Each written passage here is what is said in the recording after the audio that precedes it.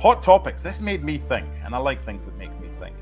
If you could have any Wrexham-type documentary of a football club, who would it be that hasn't already been done?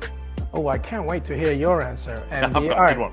All right. Well, I'll make sure to get that one after I say mine. I think that you need 3 ingredients in order to make a really good Wrexham-esque documentary. I think Sunderland Till I Die is another good one, only by default, right? But I think, 1, you need personalities, and that's whether it's people in the club or communities. Number 2, you need a project, right? Something that you're seeing, whether it's a successful one or a failing one. You need to see the idea of something trying to be built. And then you need controversy.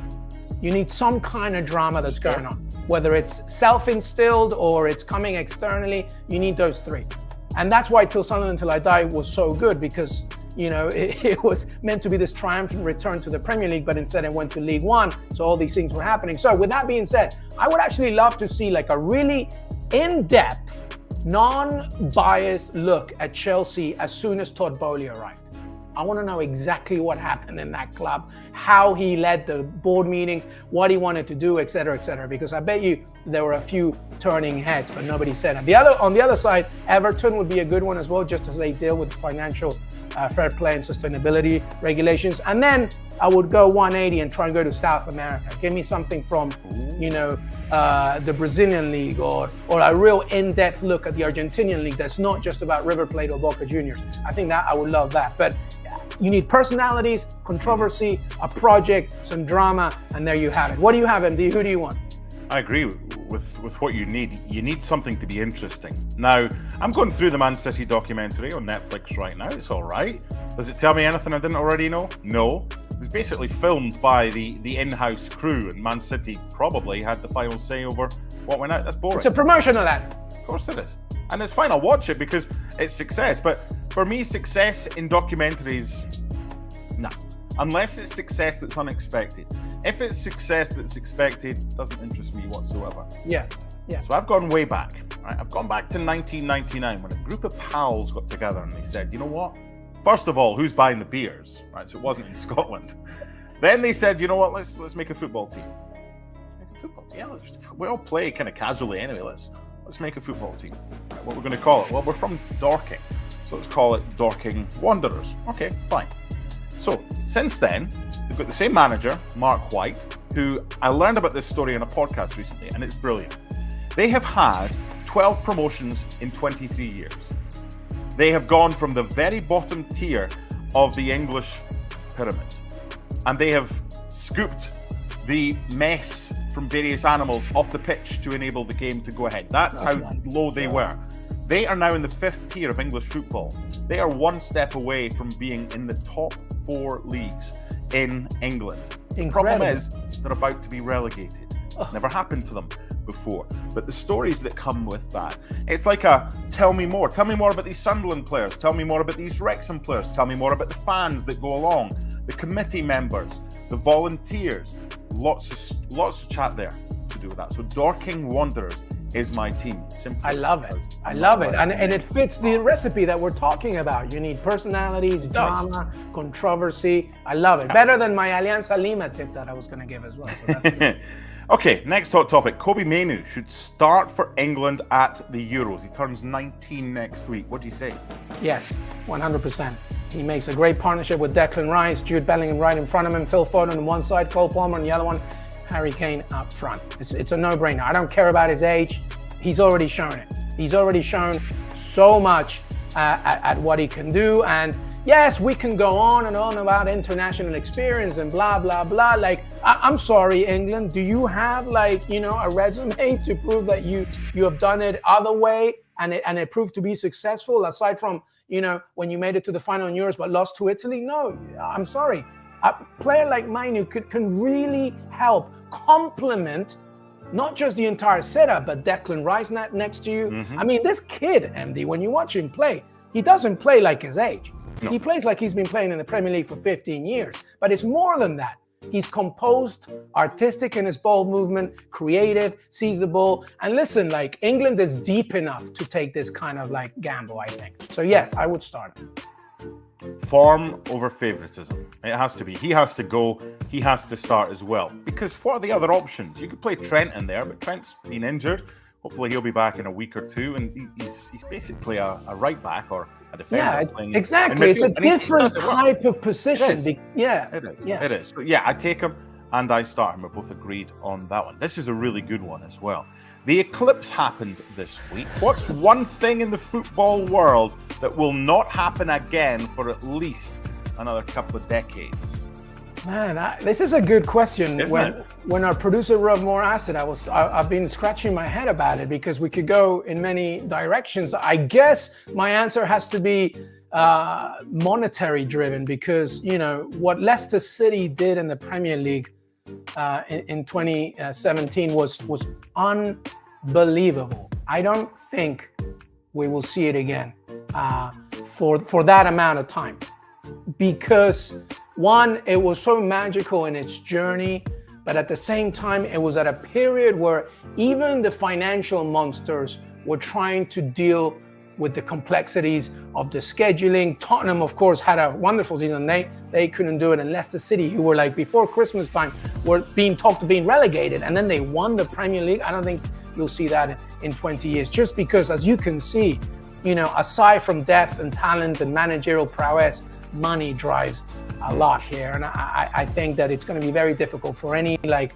you know, sort of mid-table type of club or a club that was trying to stay in the table win the Premier League. I don't think you'll see that for a while. What do you think? I had a tongue-in-cheek answer for this one. Then I read it again. It says that won't happen again, because the tongue-in-cheek answer without the word again would be, will we see any potential penalties from Manchester City announced in the next 20 years? Not too sure the way things are going on.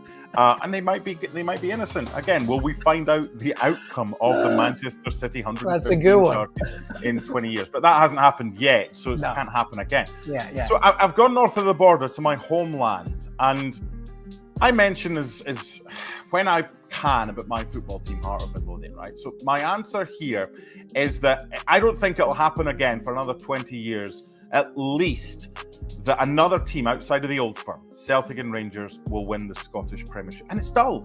It's boring. In which other league can you only aim for a cup? Because you know before a ball is kicked that you're not going to win the league. Now, here's the other thing as well. I've spoken many times on radio, on TV, on various things over the years about would Celtic and Rangers in the English Premier League work? Of course it would work. But they're not wanted right now. If they were, they'd go and get them. And they're not needed. And that's the other thing. They're far too big for Scottish football because they don't really want to be there, either of them. Because look what Rangers and Celtic have done in European competitions. Okay, so of course they'd be good down in England. Yeah. They would want to test themselves against better sides. But I would want my team and other teams in Scotland to have a chance of winning a league title. Aberdeen in 1985 were the last team to do it. Do you know who their manager was? Tell me. Sir Alex Ferguson. Well, there you go. That's right before he went to United. Excellent. It's been that long. Our theme is similar then, really, isn't it? It's about, you know, the dominating, you know, lengths to what the giants of respective leagues go to. And we talked about the fact that if Rangers and Celtic went to the Premier League, where would they end up? And obviously a lot depends on how they manage within that off season and, you know, the transfers that they bring in. But, you know, it wouldn't be relegation. It wouldn't be Champions League, but... No, if they're able to get the same amount of money that the top teams are getting on a level playing field, they'd be competing. What would they be competing for?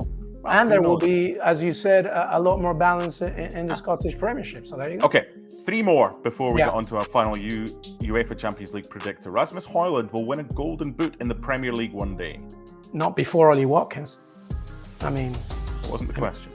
Well, one day, yeah, he's young enough. I think it depends a lot on the kind of support that he gets. He's very talented. And he just arrived to the Premier League. And he arrived at a time when United are still trying to figure out what to do, not just with the club itself, but, you know, Erik ten Hag, etc. So everything is there, you know, for him to be a star. But it's all very dependent on what happens in, I would say, the next 5-6 months and see, does Erik ten Hag stay? If he does stay, what happens within the squad? But in terms of his own individual ability, one day, can he win the Golden Boot? Erling Haaland, can he have an off season? And by his standards, what is an off season? I mentioned Ollie Watkins, of course. Mohamed Salah, will he see the final, year or years of his Liverpool contract? There's a lot at stake here, but he has the characteristics to do it for sure. But a lot is dependent on what's around. Yeah, I agree with that. And can Manchester United be any worse than they are right now? Can they be any more unpredictable? So if they've reached rock bottom, far as where they are in the Premier League, and they're only going to get better, then they're going to get more goals, they're going to get more chances, and maybe, I don't know, is the answer to that. Penultimate one, Phil Foden, Premiership or Premier League Player of the Year. Who's better then, if not? Well, I mean, this is, I would say, just like the title race, MD, I think that the fight for who will win the Premier League Player of the Season is pretty tight as well, because you can go in a few directions. I mean, what happens if Arsenal win the league? Declan Rice has a very good stance here to say that he did it, because it's more than just goals and assists, right? How about Rodri if Manchester City do it? Mohamed Salah, he's still up there in terms of goals. Erling Haaland is leading the Premier League goal scoring table despite the fact that he didn't do what he hasn't done last season. Ollie Watkins, I've already mentioned. Cole Palmer, of course. But Phil Foden, he is definitely in my top 3, if not top 2, to win this thing. I think, again, a lot depends on what's going to happen in the next month and who will win the Premier League, but nobody can deny that his season has been remarkable. But I want people to take a look at these numbers that we're talking about, both defensively and offensively, because there's a lot of players, MD, that can really live up to the list of the Premier League Player of the Season. It's not Phil Foden, but he is definitely up there. And my goodness, what a wonderful season he's had. Yeah, and he's got to be in contention. One of my bugbears is the Player of the Year, Manager of the Year. A lot of the time it's decided before the trophies are handed out. So you're asking journalists, especially for the football writers, to hand in their Player of the Year, Manager of the Year in March or April. Yeah. Very difficult. So again, should it be that the Player of the Year belongs to the title winners? No, I don't think so. Phil Foden, regardless of whether Manchester City win the title, has got to be up there with a claim of being the best player in the Premier League this season. And the last one, Bayer Leverkusen will not repeat as Bundesliga champions next season. Why not? I don't think so. I think Xabi Alonso has said he's going to stay at Bayer Leverkusen. This is not a fluke of a campaign. No, they're unbeaten. They haven't lost a single game. 40 and they've done it in style. I think what people need to understand is that there's a difference in winning a campaign and winning it the way that you want to win it. And that's what Bayer Leverkusen is doing. They're not doing it because they're relying on other things, which obviously includes Bayern Munich's inconsistency or Borussia Dortmund's, of course. Xabi Alonso is doing it the way he wants to. By the way, in a season where he had to say goodbye to a few key players, including Moussa Diaby, right? This is a manager that's leading and one win away, right? They win against Werder Bremen or Bayern Munich, unsurprisingly lose on Saturday, and then they would win the Bundesliga. They can do it again. Now, it obviously, again, depends a lot on the market in the summer and what happens with Bayern Munich, and no doubt they'll be coming back with a vengeance next season, including Borussia Dortmund as well. But no, I think Bayer Leverkusen can do it right now, because now they've set a new standard for themselves, not just the Bundesliga. They can totally do this again. I was looking at a comparison in Bayern Munich this season and last season. There were 13 games that Bayern played last season that they didn't win. This season, 9 so far. But the difference is they won the title last year with 71 points. Bayer Leverkusen have already got 76. It's remarkable. So I don't think is it possible? Anything's possible. I don't think it will happen that Bayer Leverkusen will have the same type of season in that 41 games is an anomaly, unbeaten. I also don't think Bayern Munich will be as bad as they have been. I was doing Leverkusen commentary at the weekend against Union Berlin when they won. And when we heard Bayern Munich were 2-0 up at Heidenheim, you thought, well, that's obvious, because that's just going to happen. That's what they do. Then Heidenheim came back and scored 3 to beat Bayern Munich. That doesn't happen. That shouldn't happen. And it hasn't happened over the 11 seasons that they've won the title. Yeah, and the one Bayern Munich will be better next season. And also, Bayern Leverkusen in the Champions League will probably be just another thing that Xabi Alonso has to worry about. I'm not saying that he's not going to do it, but sometimes external factors like another competition, the toughest European competition out there, can be an influential thing. But you're right, Bayern Munich is not going to do the same thing they did this season. Well, let's hope for the case of Bayern Munich fans that they don't do it.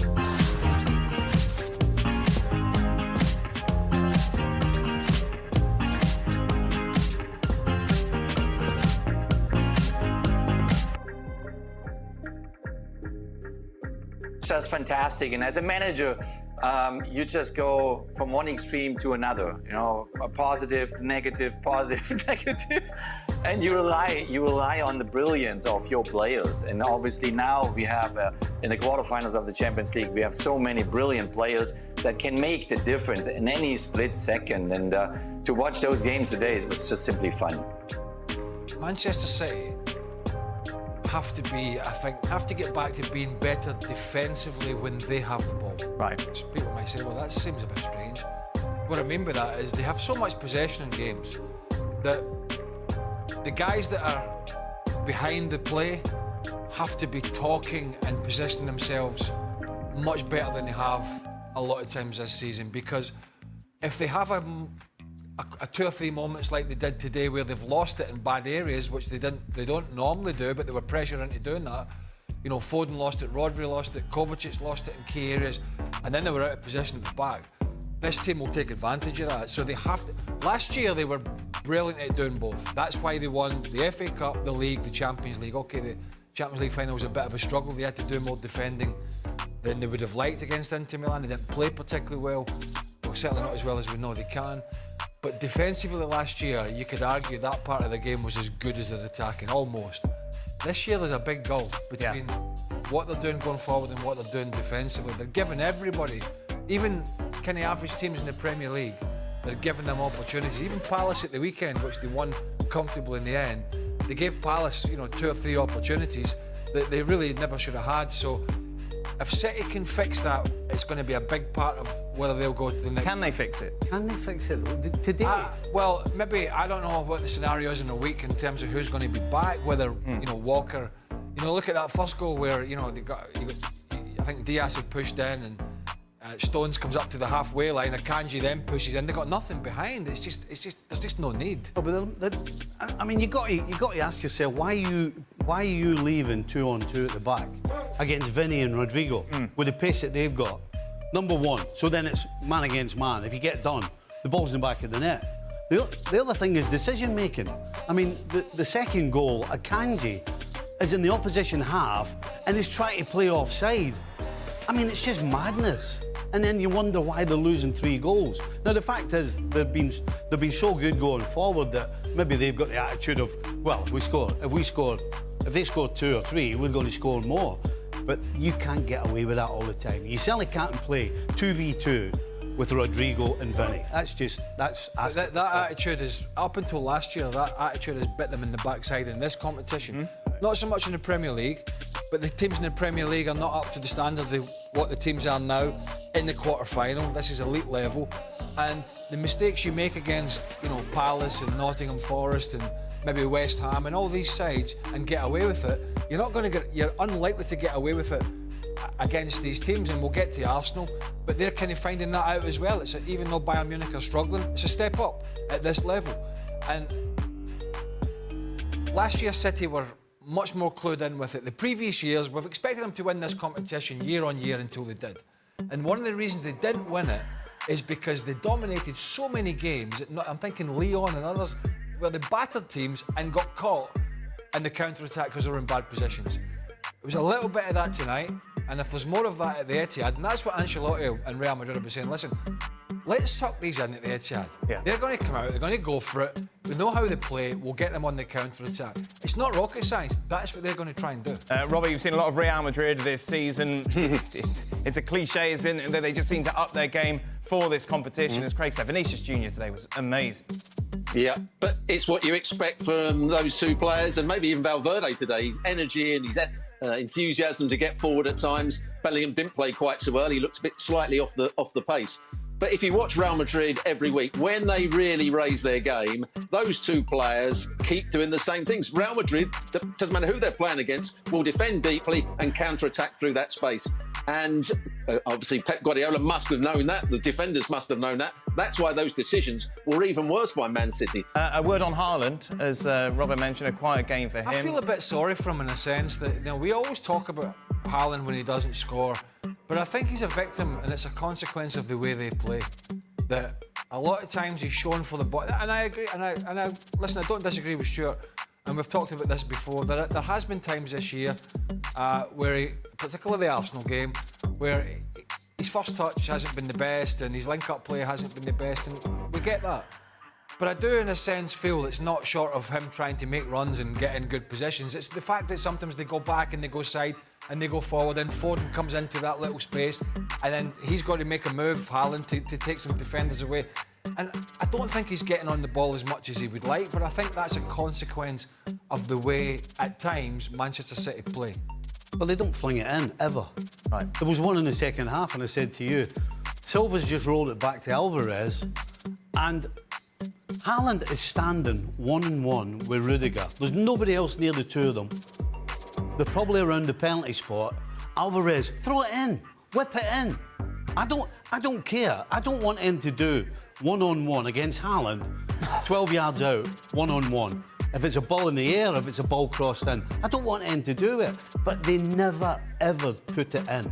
Not even the odd occasion.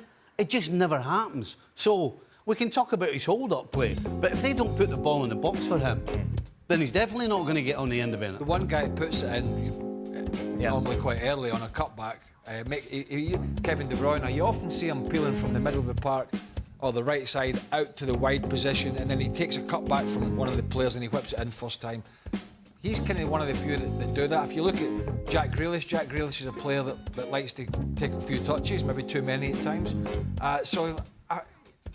Look, he's not at the top of his game, Erling Haaland, but I don't think it's all down to him. I think it's a lot down to the way City are playing. Jurgen? Yeah, I feel for Erling Haaland because obviously it's not easy in these games to get him into good positions. It's not easy to get him the ball into in a situation where he can, maybe with 1-against-1, can turn around and score a goal.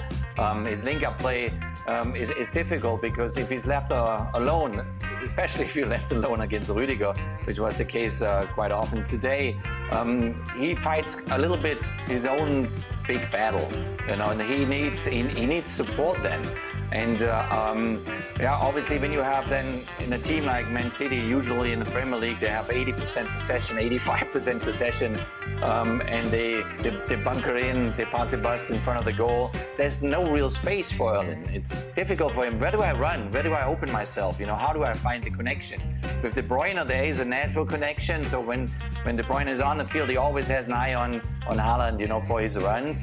But when De Bruyne is not there, he struggles a little bit more. And so I feel for him. It's tough for him because especially in games like today, Real Madrid, this is the type of game where you want to shine. You want to show the people that you are capable to kill a game off against such a big name. And unfortunately, he didn't have the opportunities to do so. Jurgen, just a word on the opening goal. As a coach, would you salute the brilliance of Bernardo Silva or question your goalkeeper? Yeah, you got to swallow that one as a goalkeeper. Yeah, you got to admit that this was yours. So, 3-3 going into the second leg. Manchester City favourites, obviously. Yeah. Just go back to one thing I think you touched on, either just when we came on or just before we came on, was the body language. I know I'm not a body language experts, but we've watched a lot of La Liga this season and obviously the previous season having the rights, and the phenomenon that is Jude Bellingham. Yeah. And he has been. It's been certainly the first half of the season was almost beyond belief what this guy was doing. But more than maybe a lack of form or a little bit of tiredness or just taking a bit of a break, it's the attitude. I think it's getting a little concerning for me, and maybe that's where he's got a really experienced manager will come in and Ancelotti and have a little word with him. There's a lot of complaining, isn't there? It almost seems to me, and it's not just here, there's been a lot of La Liga games, and maybe some of it has been just, but not always, where he's felt that the referee has owed him one. And we've talked about Vinicius Junior trying to referee games and getting the hump and his headspace just goes. Yeah. Right? When he feels it's going against him. And I'm seeing a little bit of that in Jude Bellingham, and I think it's taken away from what he does best.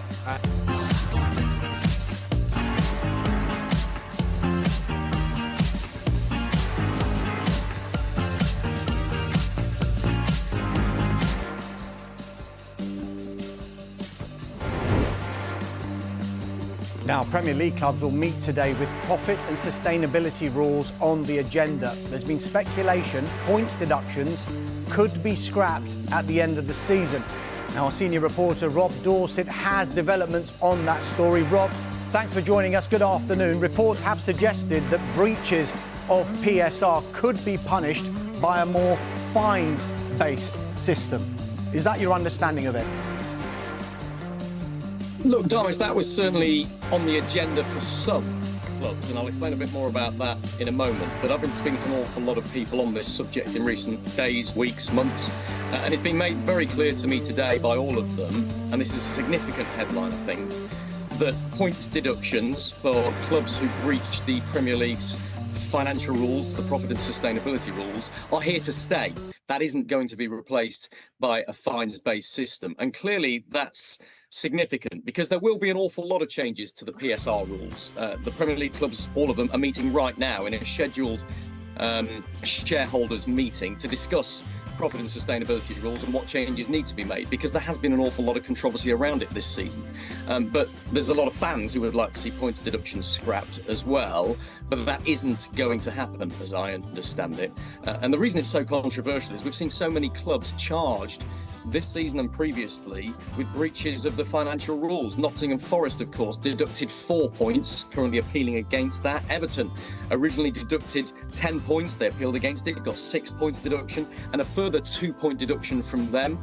On Monday, they're appealing against that as well. Leicester City, once even in the Premier League, have been charged by the Premier League with breaching their rules in their final season before they were relegated. And of course, more than 100 charges still hanging over Manchester City for alleged breaches of the financial rules. So going forward, all the people I've been speaking to have made it very, very clear to me that clubs who break the financial rules will still be given points deductions. They still will be taken to an independent financial tribunal, an independent commission who will decide the level of the fine.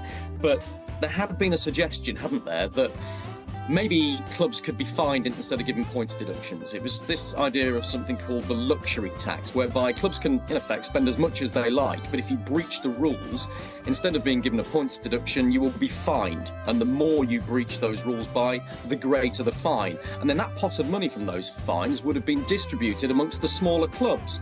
Now, my understanding is that there were some big clubs who liked that idea and 1 or 2 small clubs who liked that idea too, because they said, let the big boys go and spend lots more money than they're supposed to. We'll get more of an income from them, from the fines as a result.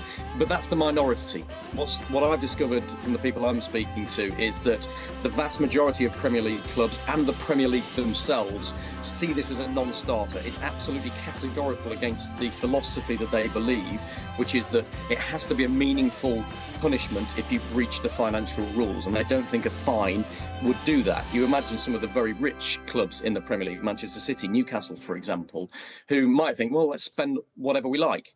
And if we're only going to get fined as a result of it, well, we'll take that as a hit. We'll take that as a cost. And the fear from the Premier League and from a lot of clubs would be that that would lead to a bigger disparity between the big and the small in the Premier League, and crucially would lead to massive wage and transfer fee inflation. So that isn't on the agenda for the shareholders meeting today. Changes to the PSR rules very much are on the agenda. Rob, you mentioned Everton's appeal against their latest points deduction, and it may not be resolved until after the season ends. Of course, the Premier League don't want that to happen. Is there any way around that? Well, look, again, it's controversial, isn't it? And so the Premier League clubs are discussing that as I speak to you right now, and they would like to make those changes. I mean, you mentioned Everton there. Their appeal against their latest points deduction may not be concluded until the week after the Premier League season ends. They have to have it sorted by May the 25th at the latest. But then that leads to this potentially chaotic situation whereby clubs don't know who's going to be relegated, even when they kick their last ball of the season and they've completed all of their matches. That is not satisfactory, is it? That's chaotic. And that's something the Premier League clubs are discussing right now, and they're looking to change the timescale for which those punishments come in. But I think fans and clubs have to be realistic here and think, well, what do we want? Because the previous system was that clubs who breached the rules were punished in the following season, in the following financial year. And a lot of clubs, understandably, didn't like that, because if you were relegated in a season when somebody breached the rules and that club's being punished the next season, you don't get any benefit from it. And you might not have been relegated had had they been punished in the same season. So that's why the fast-track punishment rules were brought in for the start of this season, and that's led to a situation whereby we've got this messy ending in terms of relegation. How many points are Nottingham Forest and Everton actually going to be deducted when their appeals have been heard? What does that mean for Sheffield United and Burnley and the other clubs that are down there fighting with them, and Luton Town? It's a very difficult situation, but it's not an easy answer to that. It's a complicated one and a difficult one for the Premier League clubs to thrash out. So look, we will hear more from what happened in that Premier League shareholders meeting later on this afternoon. Don't expect a vote. There will be nothing changed to the rules at this stage, but all the Premier League clubs and the Premier League themselves want the new rules in place as soon as possible. It will be concluded in the summer, and it has to be concluded, of course, before August, when next season starts. Yeah. Rob, thanks for now.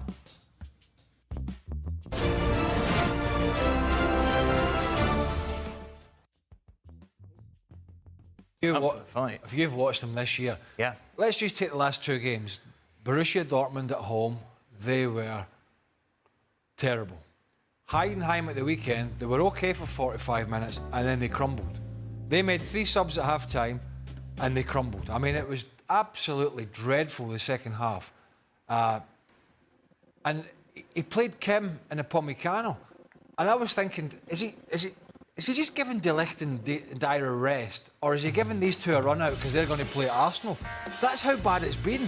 And whoever he's played, they've lost goals. But there's always been the possibility with the players they have that they were going to be able to raise their game from what they've shown. And they did that at the Emirates. As Jurgen said, it wasn't vintage Bayern Munich, but it was a damn sight better than what it's been. And on top of that, that's 3 games in a row where Arsenal have been substandard in the Champions League. Yeah, both legs against Porto. Both legs against Porto. There's 90 minutes tonight. And you just wonder whether, I don't know if it's the pressure in the Champions League, the expectations, the fact that the favourites gone in. I think it's a difficult one, but I was expecting this Arsenal side to comfortably beat Bayern Munich tonight, particularly when you looked at that back four. But they never ever looked comfortable. Yeah, and Bayern came out the better of the two sides. Well, they did, and it's not that big a surprise, you know, with the experience they have, with the names on the jersey. Well, it is a surprise, isn't it? Well, it's not because they've been so poor. Like, when was the last time you looked at a Bayern game? God, that really impressed you.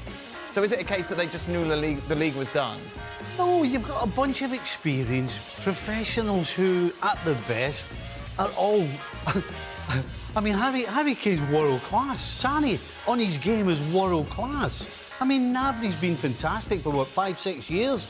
I mean, but they haven't been this season, though, have they? I know. Not this year, like 16 points they're by Leverkusen. They lose in the German Cup against a side in the third tier. OK, they've put a good game together. What do you want? I mean, let's be honest.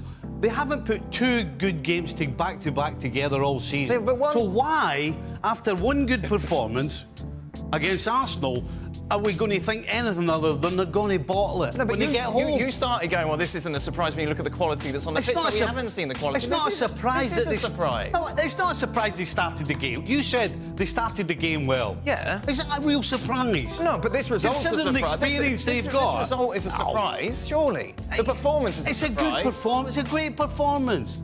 It's a great performance. Which we haven't seen all season. Exactly. So that's why it's a surprise. So because they stick one good performance together, we're going to start talking about the next leg. Oh, Arsenal, oh my goodness. Arsenal's absolutely still favourites going into this game. Wow.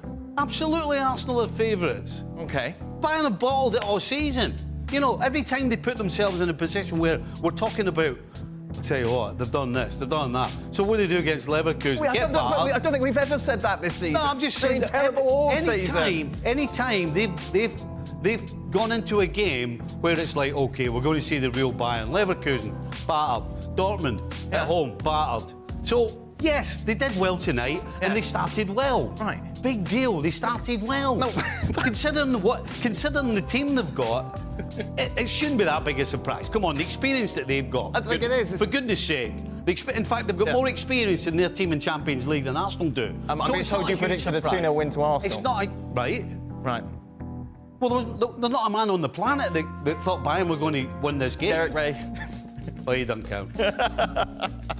He's German, isn't he? No, listen, Bayern did great tonight, Right. but I ain't putting a penny of my money on Bayern knocking Arsenal out in the second leg, even when they're at home. But I think we because did- even when they're at home, that's when they disappoint even more than usual. So I ain't falling for this one game wonder where they've done all right. I just look. It can happen, but I just felt Arsenal at home, bearing in mind their form, and particularly at home when they just suffocate teams. They don't even let them out their half the time. Their pressing game is, for the most part, has been brilliant. I just felt, yeah, they might not get the goals or they might make a mistake at the back, but they're going to throttle the life out of this Bayern side. They're going to pepper this goal. It wasn't the case. It wasn't the case. You had the dominated possession. You'd expect that. But again, they look vulnerable at the back, which they haven't done many times this year. And I honestly felt Arsenal would be taking a much healthier result to Munich in terms of what they are. And I think for them, that's a big concern, particularly when you look at the way they've performed in the Champions League away from home in Porto, where they didn't play particularly well at all. Yeah, to that point, Robbo, why do we see a different Arsenal in the Champions League than we do in the league? Maybe lack of confidence. You know, they haven't done it in the Champions League for quite some while.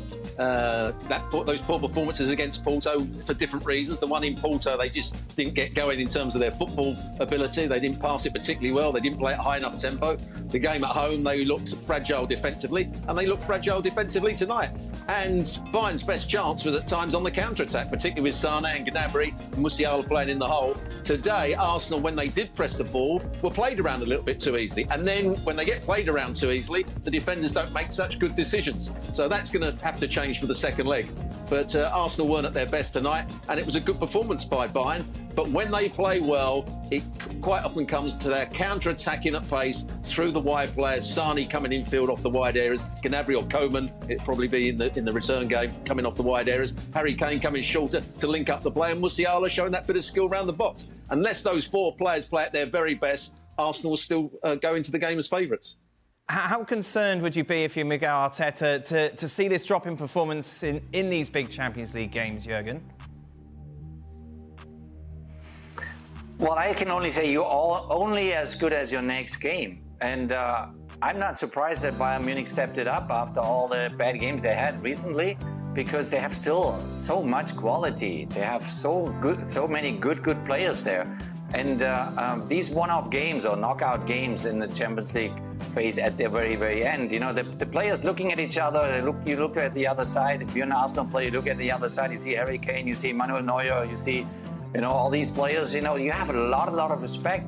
And I think it has a lot to do with then confidence, because even if you have a good run in your domestic championship in the Premier League now for us, that doesn't mean that easily you will transfer that kind of a form over to the Champions League games when you play Real Madrid or Bayern Munich or Paris Saint-Germain.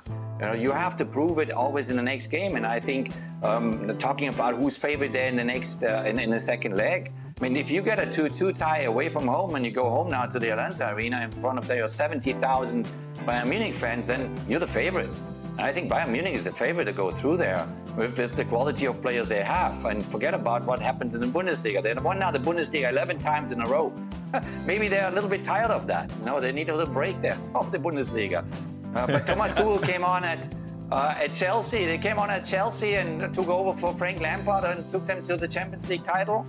And why not this time? You know, it's the final 8 now, and anything can happen. But if I was, you know, manager of Arsenal, I would be very concerned about the Champions League situation now, going into Munich and going against a very, very experienced Bayern Munich side that is probably now even hungrier than ever because of the very negative Bundesliga season so far.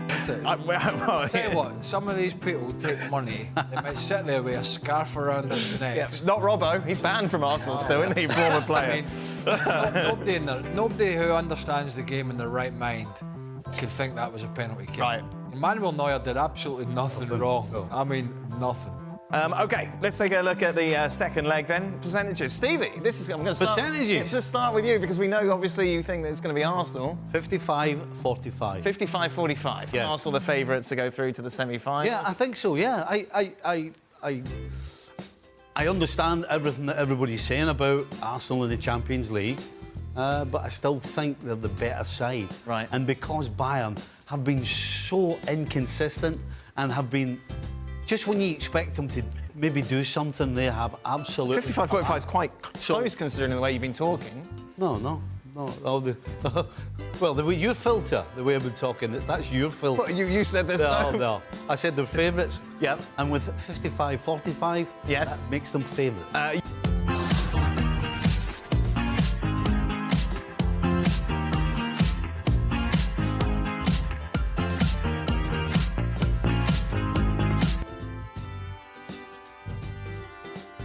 Tomorrow doesn't quite get you as excited when you take a look at the fixtures. More than a rivalry, says the front page of L'Équipe. Of course, PSG in action against Barcelona.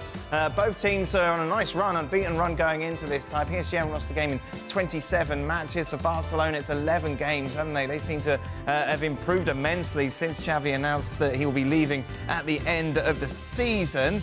Robbo, you've seen a lot of Barcelona this year. Have they improved enough to go toe-to-toe with PSG? Yes, I think they have.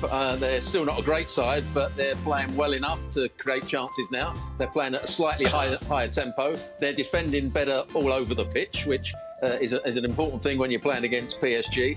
And it's about how they cope with Kylian Mbappe, which they always change the centre-half and the right-back round whenever they're going to play against a player that can go out wide or whatever, or make those runs through the inside left position. But I think Barcelona at the moment have got the bit between their teeth. They're playing some decent football. Some of their players are coming back into form. So I think they should put in a good performance against PSG. Let's take a look at the predictions, shall we? Let's see what everyone went for. I think when the draw was first made, people were very much in favour of PSG, but the way Barca have changed it around, in fact, it's only Jurgen who is backing PSG to go through. Stevie's got PSG winning tomorrow, but then obviously losing the Montjuic. Myself, Robbo and Craig all going for a draw. Why PSG, Jurgen? Because of Mbappe. Yeah, he will make the difference. Now it's those games where he really kind of steps it up, and I'm very positive that he will do that. Yeah. I think 6 weeks ago it would have been hard to find an argument for Barcelona. Definitely. Mainly because defensively they went through that period, which you just saw the graphic earlier there. They've certainly showed that up a little bit, or a lot.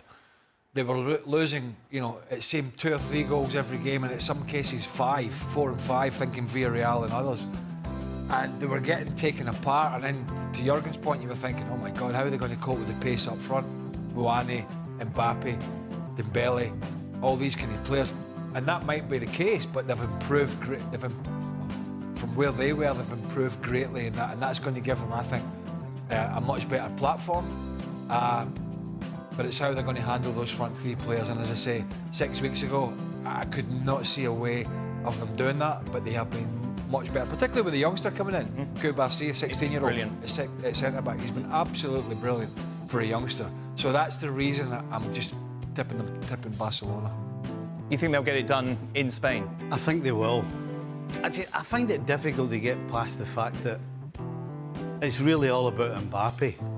I mean, I was going to say, is he that good that he can... But he is if he's on his game.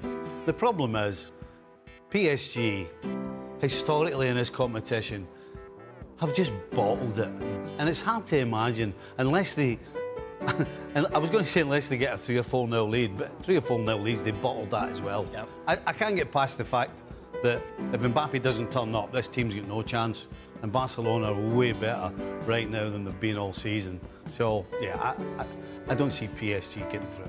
Meanwhile, the other ties at the Metropolitano, Atletico Madrid in action against Borussia Dortmund. Everyone is going for Atleti, apart from, of course, the one German on our panel, Mr. Jurgen Klinsmann. Would you like to give us your argument as to why Dortmund are going to win this? Yeah, because Dortmund is simply unpredictable. You never know what you're getting in the next game from Borussia Dortmund. And, they win at Bayern Munich, and the next weekend they lose at home against Stuttgart. And I think, a game like this, which is just simply, it's 2 legs and anything is possible, they are a team that can step it up in a good moment. So why not going with them and giving them a chance? You picked 2 0-0 draws. Yeah, I was bold. Well, we will be tomorrow if that's the case. It's not going to be 0-0, but I just said that. Robbo, you're commentating this game, aren't you? Numbers. I am, and looking forward to it. But I think that Atleti have got just a bit too much. Not that they've played well this season; they've been inconsistent as well. But I think they could cause Dortmund problems. Dortmund are slow when they're on the transition, when they're trying to defend in midfield and at the back. Hummel's had a great game against Bayern Munich, but he does gamble at times, and so does Schlotterbeck. So I think that Atleti will win over the 2 games and 2-0 tomorrow night. You couldn't know what you're going to get. You wouldn't know what you're going to get from either of these two, would you? Nope. Atleti put Inter out that great evening at the Metropolitano, and then they got absolutely battered not too long after it by Barcelona at home. I mean, you just don't know. Give Dortmund credit, right? That group they were in, that included, was it PSG, Newcastle, Yes, Milan. Milan. They've topped that group. They've struggled in the Bundesliga most of the season. Yep. They're in the quarterfinals of the Champions League. They've got it's not an easy draw, but it's a decent draw. 2 teams that are relatively evenly matched. So you've got to give Terzic some credit. The fact that they're in this competition still with a chance to go to the semis and a decent chance is keeping their season alive. We'll say thank you very much to Jurgen. Thank you for your very objective analysis today. Much appreciated. If you followed my best bets yesterday, you'd be very...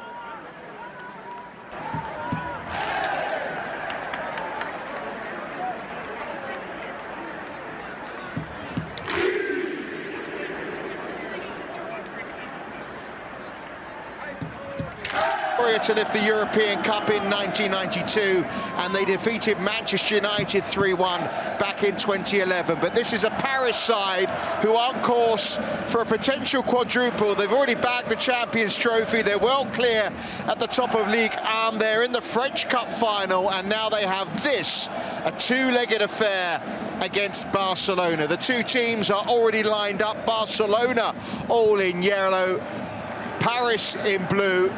Anthony Taylor just signalling to the 2 sides, looks at his watch and gets ready to get us underway. Well, some are calling it the European Classico. 2 of the most famous club teams in European football, both with their eyes on the prize. It's Paris Saint-Germain against Barcelona. We are underway, and already Nuno Mendes is making some progress down the left-hand side. He's twisting and turning.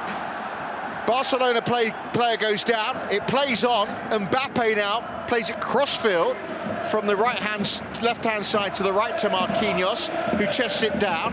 Now it's out on that right to Dembele, who goes down under the challenge of João Cancelo, and I think the ball's gone out for a throw, but a fast start, Alvaro. Yeah, and we know now the answer to 2 questions we had. Number 1, the person marking Kylian Mbappe is going to be Jules Koundé. That's why Xavi was talking to Koundé and Yamal was talking to them like seconds before the kickoff. And number 2, Dembele plays on the right, not in the middle. It is actually a free kick that's been given, and it's a free kick that's going to come right by the right-hand touchline. 2 Paris Saint-Germain players over the ball. Lucas Beraldo, Marquinhos, among the players in there. Marcos Asensio's in there. It's flicked on by Fabian Ruiz, and it took Pau Kubasi, the 17-year-old, who's the youngest defender ever to play in the UEFA Champions League quarter-final, to head it out on the clock.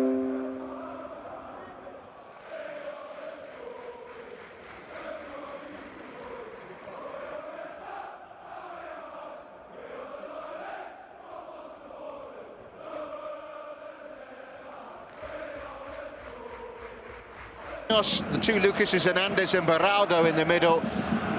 Nuno Mendes at left back. The midfield of Lee Kang-in, Vitinha, Fabian Ruiz, and Mbappe, who's on the ball now, doing a little back heel, which doesn't come off in the front three with Marcos Asensio and Ousmane Dembele. It's gone back to Ter Stegen, who's cleared upfield. And it's gone back to the opposite goalkeeper in Donnarumma. Yeah, but as you can see, there is a cooperative system of defenders just to stop Kylian Mbappe. Before, we have seen Lamine Yamal and Jules Koundé together, and now was Sergi Roberto just getting the ball away from Kylian, because Mbappe had already dribbled past Jules Koundé with a really nice back heel. Mbappe quickly closed down by Koundé. It breaks to Vitinha. Now with Lee.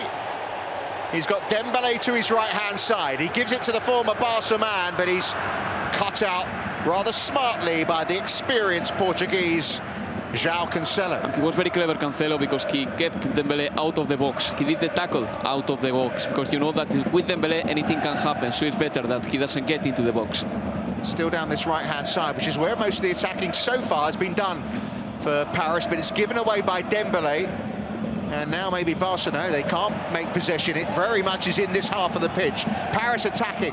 Dembele switches play, finds Kylian Mbappe. He's got Nuno Mendes to his left-hand side, and he gives it to the Portuguese left-back, the tall number 25. Gives it to Mbappe now. Left-hand edge of the area. Plays it into the centre. Cleared by Kabassi. Only as far as Marquinhos. Out to the right-hand side now. It goes to Dembele. Again, he takes on Cancelo. Tries to pass it short into Lee. Ball is cleared by Barcelona, but only as far as the captain of Paris Saint-Germain, Marquinhos. Now Vitinha in a central position, 30 yards from goal. Out to the left-hand side to Nuno Mendes. Mendes plays it back, gives it to Fabian Ruiz. Mbappe now, edge of the area, drifts a little back and then plays it out to the left-hand side, level with the penalty to Mendes, who cuts the ball onto the edge of the area, finds Mbappe, and he tries to take a little poke shot, but it can only poke it wide of the mark. First shot in anger, though, from Paris Saint-Germain's talisman. Brilliant start from the French champions. We've already had a major chance in the other game, John Bradley. Yeah, delicious ball played by Antoine Griezmann to release Alvaro Morata on the right side of the penalty area. Probably needed to hit it first time. Wasn't the easiest ball to get away. Took a touch and was soon swallowed up by three players. Sorry, John, I'm just interrupting. There's a one-on-one. Rafinha got past the goalkeeper, but he couldn't get a shot away. Great covering at the back. Donnarumma was almost embarrassed there. It remains 0-0. Yeah, we'll bring you the goals as they go in, and that was route one from the goalkeeper, and all of a sudden they were in on goal. Alvaro Romeo. That was a major let-off there for Paris Saint-Germain. Yeah, and let me tell you that Rafinha is probably, from all the Barcelona players, the one that interprets better what the highline is about. He did score against Getafe like this, and he was about to score a beautiful goal now. Well, what an opportunity that was, but Donnarumma's blushes spared because Rafinha couldn't take the chance, but it was mighty close. It's been all Paris so far, but suddenly, just like that, chance Barcelona. But here come the home team again, and it's Dembele. He's seen plenty of the ball down this right-hand side. He's got De Jong there, he's got Cancelo there, drifts to the edge of the area, gives it to Lee, left-footed shot straight at the goalkeeper. It remains 0-0. Well, the first touch of Kane Lee has been phenomenal in there, just to make sure that he put the ball on his left. He took that shot. Ter Stegen saved it, but I think that Paris is playing really well. I mean, with the exception of that great chance that Rafinha has had, Paris is dominating possession. No wonder why they are the third best side in the in the Champions League in terms of possession, because they know how to keep it, they know how to have it, and how to invade the opponent's half, and they are doing a very good game so far. It has been a brilliant start to this Champions League Wednesday, and we've now had the first goal of the night in Madrid. Oh, now then, there's an interception, and the ball is fired into the back of the net. It's Antoine Griezmann who moves the ball on. They win the ball high, and Rodrigo de Paul steps into the penalty area and slams it beyond the goalkeeper, Gregor Kobel. It's a goal out of absolutely nothing. They press high, they win the ball, they score. Atletico Madrid 1, Borussia Dortmund 0. First leg of the quarterfinals, and it's advantage Atletico at the Metropolitano. Still 0-0 in Paris, but Richard Kaufman and Alvaro Romeo, it's been engrossing to watch. It really has. 7.5 minutes on the clock. These are two form teams as the ball goes back to Stegen, who clears his lines up to the halfway line. 27 matches unbeaten for Paris, 11 without loss for Barcelona, so they're not short on confidence, these two sides. Yeah, the last time that Barcelona lost a football game, it was against Villarreal. It was in January or the beginning of February. That day, Xavi Hernandez said that he wasn't continuing as a Barcelona manager, and ever since then, Barcelona has had a very good reaction. By the way, Asensio is playing as a false number 9, by the way. That's something that we weren't expecting. Barcelona on the move, but it should be easily cut out here by Beraldo, and he gets it back to his goalkeeper, even though Ilkay Gundogan was breathing down his neck. Mendes beaten to the ball there with the jump, and it's now with Lamine in a centre, but his pass can't find Rafinha, and Marquinhos now plays a delightful ball over the top. Dembele's got the ball, he's got Mbappe in the centre. He's now crowded out by two Barcelona players, and he'll have to just settle for a corner. For a moment, though, it seemed to open up. Good defending once again by the teenager Kurbase at the back. Oh, yeah, definitely. He just returned very quickly. He made sure that he didn't open his legs too much in order not to be nutmeg with the pass. And it's a corner for Paris. I think Kylian Mbappe wanted the ball, but Dembele was never too convinced about passing that ball. It wasn't that easy. Yeah, he's only scored once all season, Ousmane Dembele, and he just didn't seem to know whether to stick or twist, shoot or pass there. They do get a corner out of it, which Lee will take. Left-footed, swings it in, and it's headed away by Robert Lewandowski. Now Vitinha, he's still got Lee out wide if he wants to use him. He gives it to the Korean, right-hand edge of the penalty area, cuts in field. Plays it back now to Vitinha. The Portuguese gives it back to the halfway line, and Paris dominating possession here in the opening 9.5 minutes. It's with Lee in a central position, plays it sideways and back to Lucas Beraldo. The Brazilian gives it to Nuno Mendes, who's being watched very closely by Jules Koundé. 0-0 it remains. To John Bradley, Atletico up. What a dream start, John. Chris, what a save we've just had from Gregor Kobel. Across from the left-hand side, Axel Witsel against his former club with a heel shot towards goal and a top save from the goalkeeper. Shot from Barcelona comes in, which stings the fingers from the effort from Marcus Asensio, stings the fingers, I should say, of Marc-Andre ter Stegen, but straight at the goalkeeper, one that never really threatened to go in. Yeah, but that is probably the biggest fortitude of Marco Asensio, so it wouldn't be a good idea to let him take those shots, because we know how powerful his shots can be. And Asensio was very clever, just to run away from the pressure, run away from the marking, and find himself some spot to shoot. As I said, the position of Marco Asensio is quite intriguing. He's playing as a false 9, but at the same time he's setting up Dembele many times, so he's got permission to drop a little bit and to help the generation of football. And I think that Paris is having some superiority in midfield as well, because they are playing with Vitinha, Fabian, Kane, Lee, and Marco Asensio sometimes is helping, whereas Barcelona has only 3 midfielders. Yeah, how much of the ball has Dembele seen in this opening 11 minutes? Loads. His final pass hasn't been too good, but so far his activity, in terms of activity and levels of activity, has been excellent. Koundé took a while to take the free kick, and it's now come to Rafinha. He's got his man out wide here, João Cancelo. Barcelona all in yellow. Now with Koundé, now towards the edge of the area with Lamine. Back it goes to the dreadlock Koundé, infield to Frenkie de Jong. The Dutchman then gets it back from Rafinha. Rafinha has it once more, crowded out by 4 players, and clean challenge, says the referee, and Mbappe's away here. He's got Araujo up with him. 3 Barcelona players back. Mbappe gets the shot in. It's blocked by Koundé. Breaks as far as Lee. Dembele wants it. Dembele gets it. Right edge of the area. Dembele shoots. It's deflected up. Hooked away by Koundé. And Lewandowski can't get to the loose ball. Again, danger as Paris come forward. The referees stop play here. There's a Barcelona player down. Is that Rafinha that's on the floor? Yeah, Rafinha. I think that he he got hurt on his left leg. I don't know if that's the ankle or perhaps the knee. I'm not too sure about it. But the truth is that Paris had a counter-attack. Luckily for Barcelona, Koundé and Araujo were doubling up in defense for Kylian Mbappe. And Mbappe couldn't score, but Rafinha looks like he's having some trouble. Yeah, he's been down a little while. That was the challenge that happened in the centre where I said the referee allows play to go on. The Barcelona players aren't happy about that challenge and are talking to the referee, Anthony Taylor. So a little bit of stoppage here. Remember, it's 0-0, but it's been pretty action-packed. It certainly has. Breathless stuff. Des has been in touch using the hashtag MatchDayLive, listening from sunny California. Similar weather to Madrid's.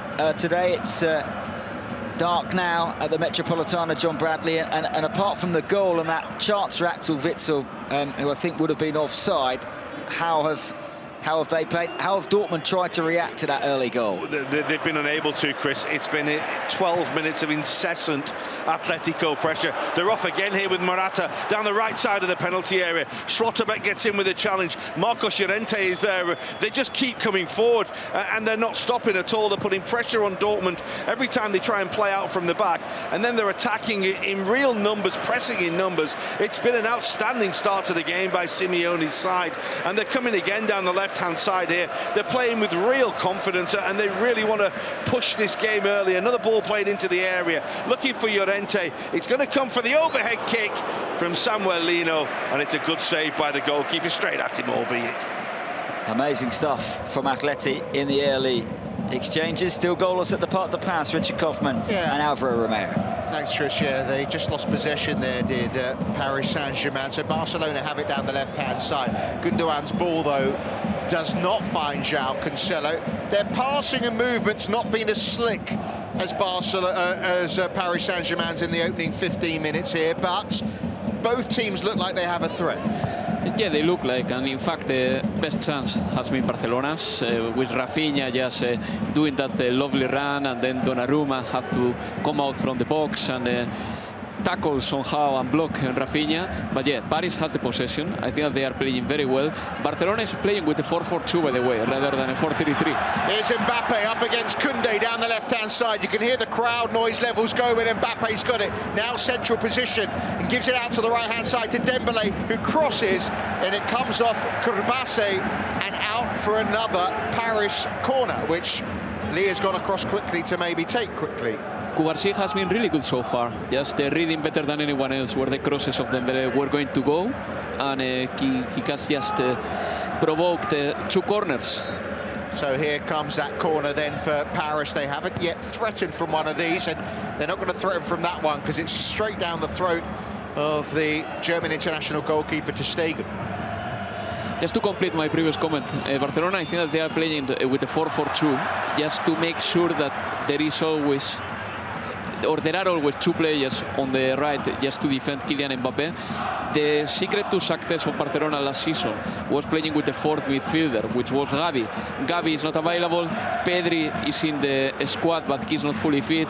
Romeo, Fermin, maybe Xavi prefers not to play them from the start in this game, and that's why Lamine Yamal is doing like a 4th midfielder role today, and he's doing it well, I think.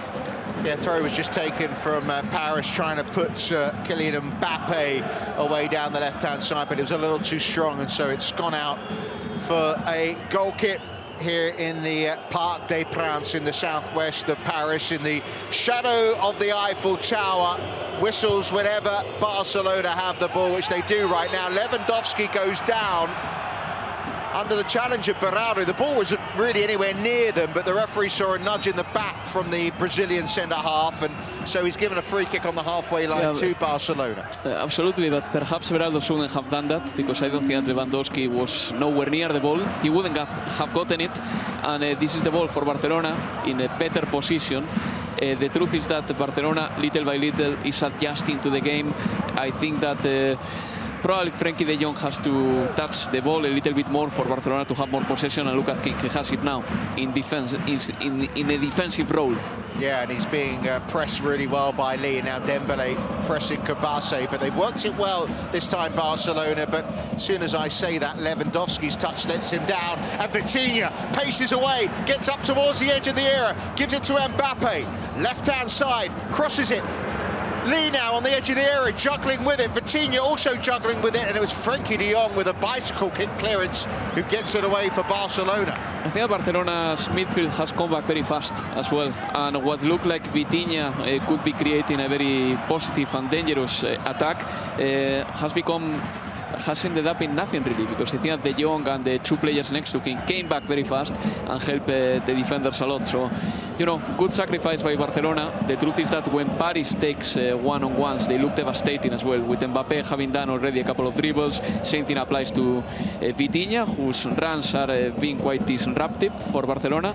Yeah, I think that the individual quality of Paris is making a bit of a difference here. Well, that's a lovely crossfield ball that picks out Nuno Mendes up to the edge of the area, left-hand side, cuts infield. He's got two to take on, gets through both of them, but his shot's blocked by Araujo, who got there quickly. I think he's hurt himself stopping that one as well, the Uruguayan centre-half. And then lovely skills from Lamine, and then he's challenged, and the ball goes out of play for a throw. What a fabulous game of football this is already. Yeah, and what a beautiful dribble from Nuno inside the box. We have to say that we weren't expecting him to nutmeg Jules Koundé like this. Ronald Araujo had to stay ultra focused in order to clear that ball, because he looked like Nuno Mendes could score a goal. But it's funny how it goes. You have a plan against Kylian Mbappe over there on the left, and the one who's creating danger right now is Nuno.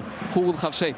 Yeah, and just for our Portuguese listeners, we do know it's pronounced Nuno Mendes, but for our general listeners around the world, if we said Mensch, I don't think they'd know who we're talking about. Anyway, Lewandowski, lovely cushion pass. Rafinha now away down the left-hand side, but Lewandowski's continued his run. Rafinha goes alone, and his shot is blocked by Marquinhos and out for a corner. Yeah, a battle between two compatriots. The ball from Lewandowski was exquisite for Rafinha. I think that Rafinha wish he had control it a little bit quicker, because he gave some time to Marquinhos to come back and to stay on him. And a great defensive display, by the way, by the Brazilian Marquinhos, sending the ball to a corner kick. 20 minutes pretty much now on the clock, and Barcelona have their first corner of this quarter-final at the Parc des Princes. Gundogan swings it in right-footed. Goalkeeper's club knocked out there. It's off the line! Off the line by Nuno Mendes. Still not cleared. Lamine Yamal into the side netting. I think it caught a deflection. Barcelona within inches, and I mean literally inches, of taking the lead there. And the best chances of Barcelona have been, the best chances of the game have been Barcelona's, with Rafinha 10 minutes ago, and this one was incredible, really. I mean, Barcelona was a centimetre away from scoring the first goal of the game. Now the corner, though, which Gundogan will take. The German again, cushion cross, right-footed. Mendes is there again to head it away. Headed up by Araujo. Half away, Gundogan shoots. It's wide. And so close, Barcelona, to getting the first goal of the night. Off the line from Mendes. Lewandowski, the man who got his head to it. Goalkeeper was nowhere, but it was a brilliant clearance to keep it 0-0. I mean, at the end of the day, this is what you want a number 9 for. I mean, a nominal number 9. In this kind of actions, Robert Lewandowski is a terrific difference maker. And here he was surrounded by 3 or 4 really tall players as well, and he managed to put his forehead there somehow. And, you know, it was very close to being the opener. Barcelona, I think that they are not dominating, but they are creating better chances. Mendes, who was the star man there, clears it upfield. Yeah, Lewandowski's only scored, what, about 600 goals in his career? It's an incredible thing. He's pretty decent. Even this season, I mean, maybe he has endured a little bit of physical issues as well and all that, but in the Champions League alone, he has scored 3 goals. He will fight to be one of the top scorers of La Liga. You know, we know he's capable of the best things, and I wouldn't like to be his opponent, especially when he gets the ball inside the box. Gundogan has it, who's been the most played Barcelona player this season, but Barcelona haven't kept it long. Mendes feeds it to the Spaniard in the Paris team, Fabian Ruiz. It goes out to the right-hand side to Dembele, who's cut out brilliantly by João Cancelo. That's not the first time that's happened tonight. And now Cancelo dribbles past two Paris players, gets up to the halfway line, drags it back, gives it to Rafinha. He's closed down by Lee. Rafinha manages to battle his way away, and now it's with Frenkie de Jong. Back it goes to Rafinha, now on the halfway line. Chance for him to look up and play a pass out to the right-hand side to Lamine, who just about keeps it in with his chest. Plays it infield to Gundogan. Gundogan to Lewandowski. Back it comes to Sergio Roberto. Now Rafinha, long-range shot! And it took the fingertips there of Donnarumma to stop it heading into the corner, and it's out for a corner kick. Probably it was the best attacking sequence of Barcelona in the whole game, because 6 or 7 players have taken part. The triangulation has been phenomenal. The ball reached Rafinha and he said, why not? And he tried with this ambitious attempt. Donnarumma did a good save. 23 minutes on the clock. Paris Saint-Germain 0, Barcelona 0, but chances at both ends. It's another Barcelona corner, this time from the right-hand side as they attack. It's going to be an in-swinger from their Brazilian Rafinha. Swings it into the near post, brilliantly headed out by Lee, and maybe the counter was on. No, Dembele just slipped at the wrong moment, and instead Rafinha might have a chance to put it back into the penalty area. Cuts in field, left-footed, terrific cross. Donnarumma had to come out and punches it clear. Excellent goalkeeping from the Paris stopper. Now with João Cancelo, he crosses right-footed, headed away this time by Lucas Hernandez. Mbappe goes up, heads the ball. That looked like handball, but Mbappe comes away with it. And the referee has stopped, penalised Mbappe here.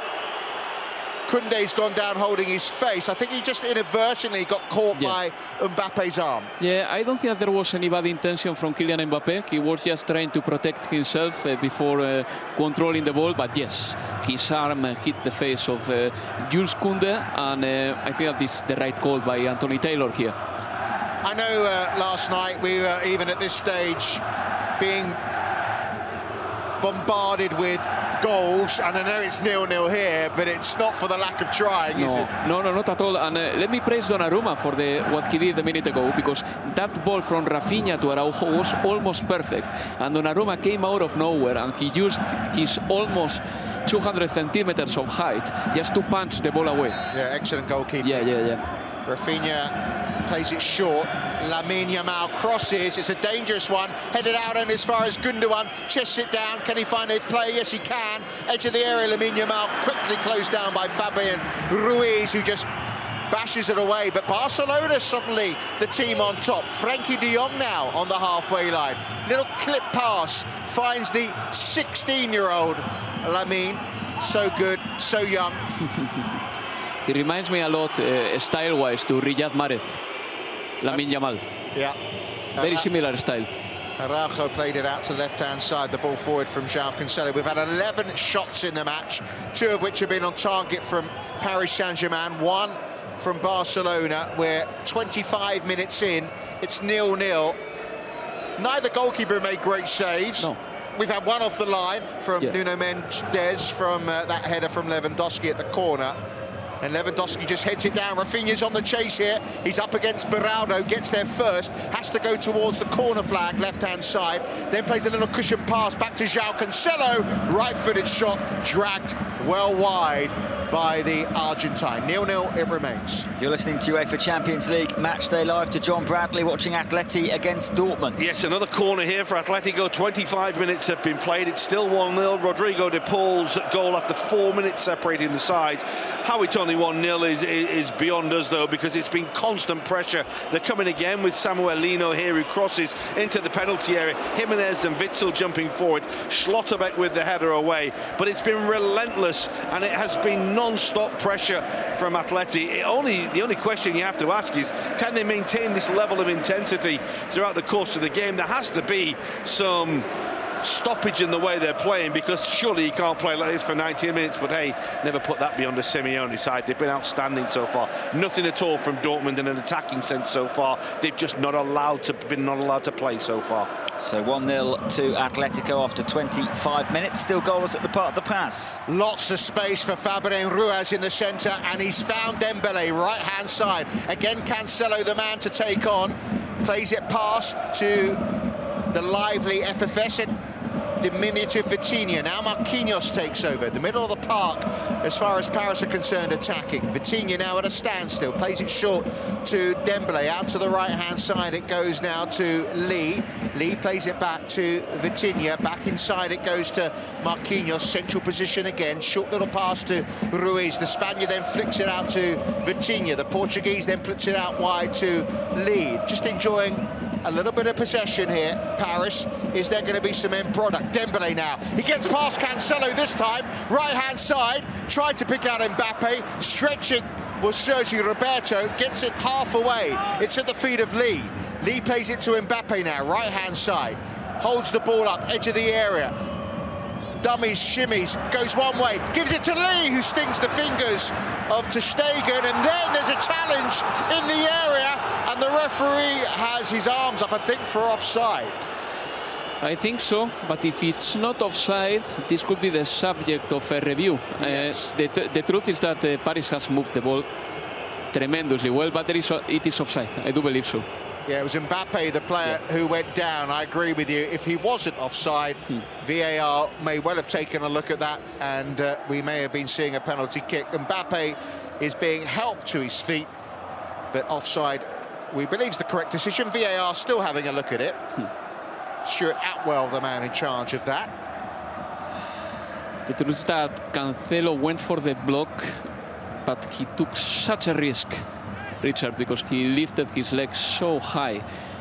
But it's the correct decision, offside. It is, yes, because it was offside, of course. But Joao Cancelo has to learn from this one. He cannot do this anymore inside the box. He's had such a good game, Joao Cancelo, but he was beaten there for the first time as well by Dembélé. By Dembélé, yeah. Yeah, true. What a game, by the way, by the two players who are playing between the lines, Vitinha and Kang-in Lee. Very impressive, really. Beraldo just fouled by Lewandowski, so it's a free kick to Paris on the halfway line. Smiles from Lewandowski. Me, foul? Yes, you, Robert, on this occasion. He still says no. 0-0, approaching the half-hour mark. But both sides will feel they've had the opportunities to find a way past the opposition goalkeeper. Second leg in Spain on April the 16th in 6 days' times. Already so much history between these two teams. It's a big chase for Nuno Mendes. Jules Koundé was thinking about shepherding it out, but in the end slid and put it out for a throw level with the penalty area, left-hand side as Paris Saint-Germain attack. I think that there is a clear instruction by Xavi not to make silly mistakes over there. So if you have to do the easy thing and just get a throw, you just do it. So Jules Koundé didn't make it too complicated there. Asensio, lovely little ball between two Barcelona players, finds Mendes. Vitinha now shapes to go right, then goes left, now does go right, and gives it to Marquinhos. Marquinhos out wide to Dembélé, who'll take on Cancelo again. Plays the ball infield to Vitinha. Vitinha crosses, it's deflected. Koundé should head it out, but only as far as Mendes. Mendes gives it to Mbappe. Mbappe, left-hand edge. We know he's going to cut infield, plays a lovely ball, almost gets it back. Gundogan was happy to pick it up, and now he skips away from a couple of challenges and tries to put Rafinha away. Brilliantly cut out by Marquinhos, and it'll go into the feet of Donnarumma, who gave it straight back to a yellow shirt. Lamine Yamal gets away from the challenge. He's inside the penalty area, right-hand side. Overhits the cross, but Gundogan should get there before it goes out. And indeed the German does, and he plays it back down what is Barcelona's left-hand side to Joao Cancelo. 0-0, 31 minutes played. Frankie de Jong now holds the ball up, plays a short pass to Sergio Roberto. Roberto back to Koulibaly. Koulibaly may go all the way back to his goalkeeper, and indeed he does. Yeah, but Barcelona is playing really well now. I think that for the last 15 minutes they've been really good. I know that Paris, whenever they are around the box, they can be really dangerous, and Barcelona hasn't avoided Paris from getting there way too often. But Barcelona has been really good, in my opinion. They are moving the ball really well from left to right. The possessions, little by little, are becoming longer as well. And the work of Rafinha, just doing the right runs, is incredible for Barcelona. He's giving so many solutions to the midfielders. Good advantage played by the referees. Lewandowski was taken out of the halfway line. He's back on his feet now. Lamine was the player who picked it up, but he didn't have the pace to get past Nuno Mendes there. They just kept possession. Yeah, no, I just wanted to say that Rafinha doing the runs has been one of the main things that has improved Barcelona from March onwards, really. He scored like that against Las Palmas, against Getafe, just doing this kind of job. Lewandowski out to the right-hand side to Lamine. He looks to come inside on his left foot, Lamine. Plays it back to Koundé. Barcelona now really are the team on top. Lovely little pass to De Jong. Rafinha, edge of the area. Lewandowski looks to find, and well, almost two players got in each other's way there for Barcelona.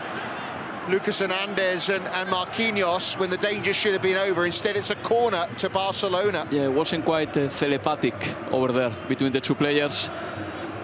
A misunderstanding, and you know, this is gold for Barcelona. Another corner kick. Well, we know from the one of the last corners they had from this side, they almost scored. Again, Gundogan goes across to take it. Gundogan, described by his coach Xavi as heaven sent. There was a potential penalty check, which the referee is just holding up play now. He says play over. It was for handball, but the check is over. And the corner will go ahead here. It's Ilkay Gundogan who will take it.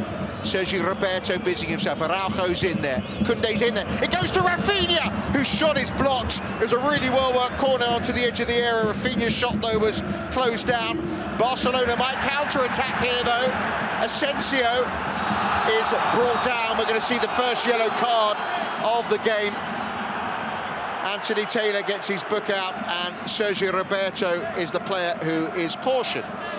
I think that maybe there was no need for him to do it, because I think that Marco Asensio was little by little slowing down his run.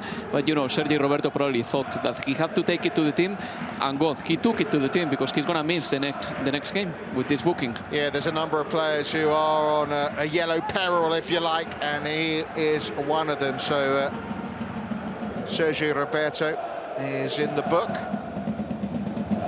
Barcelona getting the first caution of the game. Paris have taken the free kick. They have it inside their own half. Beraldo goes back to Hernandez. Hernandez goes back to Donnarumma, and the Italian just plays a little short pass to Marquinhos, who now clears it long and upfield. It'll be picked up by Ronald Araujo, who's closed down quickly by Dembele. De Jong does well, though, to keep the move going for Barcelona. Gundogan, who always seems to have so much time, so much space, has the ball on the halfway line. Tries to play it in between two Paris players. Paris get it away, headed out by Kabasi, kept in field by João Cancelo. And I have the feeling that not only Gundogan is playing a good game, Frenkie de Jong as well. I mean, let's don't forget that this guy is just back from an injury, and it took him a little bit of time to adjust to the rhythm of the game, but now he's playing really well. Good challenge by Marquinhos has allowed Dembele another chance to make a foray down the right-hand side. Cuts infield, looking for Kylian Mbappe. It's cut out by Cancelo, and now they get it away up to Lewandowski. Lewandowski goes down. Free kick to Barcelona. 0-0 it remains. A big goal has just been scored in Madrid. Oh, nicely done by Morata. They've won the ball again. Griezmann, Lino, goal! Oh, it's wonderfully done. Another classic counter-attack from Atletico. And Samuel Lino, who's just been booked and will miss the second leg, rolls the ball into the bottom corner of the net and doubles the Atleti lead. Atletico Madrid 2, Borussia Dortmund 0. It's been coming. John Bradley channeling his inner Spanish commentary there. Atleti 2-0 up. Lewandowski out to the right-hand side to Lamine, tries to return the compliment. Goalkeeper spilled it. It's a chance for Barcelona, and Rafinha scores. Puts his hands out and waves to the crowd, who are in the majority not happy. Donnarumma could only palm it out straight to the Brazilian. He kept his composure, right-footed it, slotted it into the back of the net. It's Paris Saint-Germain 0, Barcelona 1, 10 minutes before half-time in this first leg. First goal in the Champions League this season for Rafinha. We have to say that Barcelona did very well again Lewandowski getting the ball, giving it to Lamine Yamal. The cross from Lamine Yamal is absolutely excellent to a position in which Donnarumma couldn't reach, at least comfortably. He just managed to touch the ball a little bit, sufficiently to give it to Rafinha, who was waiting pretty much in the second post. He got the ball and he put it in the net. A beautiful goal by Barcelona, especially a great collective effort. Yeah, Beraldo was on the line trying to head it away. I think, to be fair to Donnarumma, if he hadn't got to the ball, I think Lewandowski may have got there. Yeah. So he had to try and make that interception, but he could only cushion a little touch, as you say, straight to Rafinha. He didn't panic, did he, the Brazilian? He kept calm there and slotted it in. Yeah, absolutely. No, I'm not taking anything away from Donnarumma. I think that he did what he had to do. I believe that the cross of Lamine Yamal was so poisonous that it was very difficult to know whether to go for it or not. Donnarumma touched it a little bit, and Rafinha was, luckily for him, waiting in the right place. Normally players tend to shoot it as the ball comes to them because they feel that they don't have any time. Rafinha still controlled it. He just put it comfortably in his right foot and then he put it in the net. I think that it was a very nice goal because Barcelona did a very good counter-attack. I mean, they managed to fabricate it very well with Lewandowski starting the play. He was, for me, the one who sparked the whole action, and then Yamal and Rafinha did the rest. Dembélé now for Paris, looking for an instant response. Marquinhos now just inside the opposition territory, onto the halfway line now to Beraldo. Rafinha's first ever UEFA Champions League goal, 7th of the season for the former Leeds United and Rennes player. Through the middle, looking for Asensio, cut out by Araujo. Koundé gets it back to his goalkeeper Ter Stegen, and it'll be cleared left-footed upfield by the German. Headed on by Cancelo, headed up by Marquinhos, picked up by Lewandowski. Cancelo now, lovely play on the halfway line by the Portuguese. Plays it in field to Frenkie de Jong. The Dutchman plays it out to the right-hand side to Koundé. Lovely football this from Barcelona. He's got Lamine to his right-hand side. Here is the youngster, edge of the area, right-hand side. Plays it back to Koundé. Koundé in field to de Jong. De Jong now with Barcelona purring to Kabasi. Kabasi plays it across to Araujo, who's happy to go back to his goalkeeper. But they're keeping the ball. They've got that goal, and you could say they've grown into this game, and maybe in the last 10 minutes they have looked the likelier team to score. No, absolutely, and they have also recovered from a good start from Paris, because I believe that Paris at the beginning had 10 minutes of proper ball domination, and chance by chance they have created their own luck. And here they come again. Lamine Yamal chips it into the area, looking for Lewandowski, a little beyond the pole, but he'll pick it up right by the corner flag. Now faces goal, dummies, and then plays it infield to João Cancelo, who goes further back to de Jong. De Jong to Sergio Roberto. Infield now to Lamine Yamal. The youngster then plays it back to Koundé. Barcelona dominating the ball, leading by a goal to nil. Scored just a couple of minutes ago by Rafinha. Back it goes to the goalkeeper, Ter Stegen, and played long but away from Lamine Yamal, and it's out for a throw for Paris. And it has to be so special as well for a footballer to score his first ever goal in the Champions League. We know that Rafinha, you know, he's been playing in good leagues. Domestically, he's been a very good footballer in France, in Spain, in England. He has played football for Brazil, but... Oh, brilliantly won back here by Barcelona. Edge of the area, shot comes in and dragged wide from João Cancelo, who did everything right until the point where he pulled the trigger. Barcelona playing some lovely stuff on their return to the quarter-finals in the Champions League. Atleti, though, doing even better at home to Dortmund. We heard the goal from John Bradley. They appear to be in total control. They have been from the very first whistle. It's been an outstanding performance at this stage, really, to be so dominant and so in control. We have seen a couple of forays forward from Dortmund in the last few minutes as they try to get a foothold or build some foundations in the game, but they really are struggling at the moment. Atleti's so strong. But Barcelona leading by a goal to nil in the Parc des Princes. We've just got over 3 minutes of the 45 remaining. Paris with the ball. Vitinha to Dembélé, about 35 yards from goal. Plays a lovely cushion pass. Mbappe, right-footed, was just too tight the angle. He's now trying to work an opening. Plays it back to Lee. Lee thought about the cross, just holds it up. Marquinhos now. Right-hand edge finds Mbappe. Flicks away from Cancelo holds it up now, gives it to Lee. Lee infield to Dembele. Little short passes this from Paris Saint-Germain. Can they find a route through? Well, Dembele was trying to do that, but he was tackled. Then Mbappe tackles João Cancelo, who now has it right by his own corner flag. De Jong. Mbappe wins it back. Dembele plays it across. No one's going to get there in a blue shirt. And instead, Barcelona can counter here. It's Lamine, right-hand side. It's 3 against 3. Lamine goes down under the challenger, Berardo. The referee had a really good view of that no foul. Yeah, I think there was a bit of an entanglement between Lamine and was it Berardo? I believe so. Yeah, but there was no fault in there. I think Lamine Yamal just crashed with the Brazilian defender. Mbappe surely offside here, but he's going through on goal. The flag has stayed down. He shoots. It's now the flag's gone up. I know that irritates everyone, but the assistant was doing the right thing.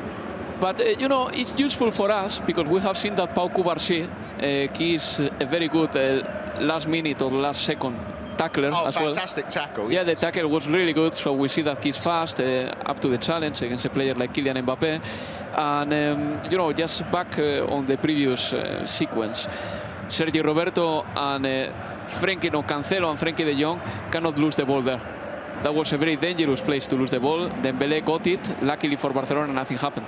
Well, here come Paris again. It's with Fabian Ruiz to the edge of the area to Dembele. Got Lee out wide, gives it to Lee. Very narrow this. Good cross though. Mbappe was waiting. Important header out by Rajo. It breaks now to Fabian Ruiz. Comes back off Lamine and out for a throw. Left-hand side. Just inside his own half now is Vitinha. Points as if to say, where am I passing this? He gives it short to Fabian Ruiz and now gives it back to Asensio. Asensio back to Vitinha. And now this is inside their own half for Paris. We've got just about a minute of the first 45 remaining. Lee inside to Dembele, who's caught out by Lewandowski. Rafinha just can't get there. Marquinhos was alert. Dembele crowded out again. And Lewandowski comes away with the ball, gets away from one challenge, got Lamine to his right-hand side, free. Here is Lamine. Lamine cuts inside, then the little back heel to Sergio Roberto, crossed into Lewandowski, whose shot is blocked by Marquinhos. He would have been offside. In fact, the offside flag is up. It remains 1-0 to Barcelona. And I think that in that action, maybe Lamine Yamal could have tried, or could have been a little bit more selfish. He tried the backheel pass, but I think that he got the position to try a shot. But anyway, I'm very impressed by Barcelona, really. This is one of the best performances of Barcelona in a knockout tie in the Champions League, at least in 4 years. And it's worth reminding us, as the score is 1-0, Barcelona have kept clean sheets in 5 of their last 6 matches. True. This is a team that have been notoriously a little vulnerable at the back, but have tightened up really over the last couple of months. Well, and it's not a coincidence that Pau Cubarsí has started playing for them. It's not a coincidence that Araujo and Koundé have played a lot of football together already. It's a good moment for Barcelona. I'm not saying no to that, but you know, on the other hand, the danger of Paris is there. Well, here they come. We're in stoppage time. It's Kang In Lee down the right-hand side. Shimmies one way, goes the other. He's got 3 Barcelona players on him, gives it to Vitinha. Vitinha now stepping on the ball. We've had 30 seconds of the 2 minutes added on here. Dembele plays it out to the left-hand side to Nuno Mendes. Mendes crosses it low. Will it break to a Barcelona player, to a Paris player? No is the answer. It's to a yellow shirt, and João Cancelo can bring it out now for the away team. Plays it upfield for Rafinha to chase. Will he get there first? Yes, he will. And he gets away. He's tight angle. He's by the byline. He plays it across to Lamine Yamal, who I think goes for the shot, but is well wide. There were other options there. Barcelona looking ever so dangerous. Yeah, definitely. I think that anyway, maybe it was Rafinha the one that we should maybe criticize first, because he could have crossed the ball a little bit better. But of course, what a counter-attack and what a run from the Brazilian again. Into the final minute of the half. Paris coming forward, edge of the area with Nuno Mendes, cut out by Lamine. And maybe a chance for another Barcelona counter-attack. Gundogan spins away out of trouble. Lamine finds Koundé, who's over the halfway line, holds it up. He prefers not to, Koundé. He could have run forward, but he knows that.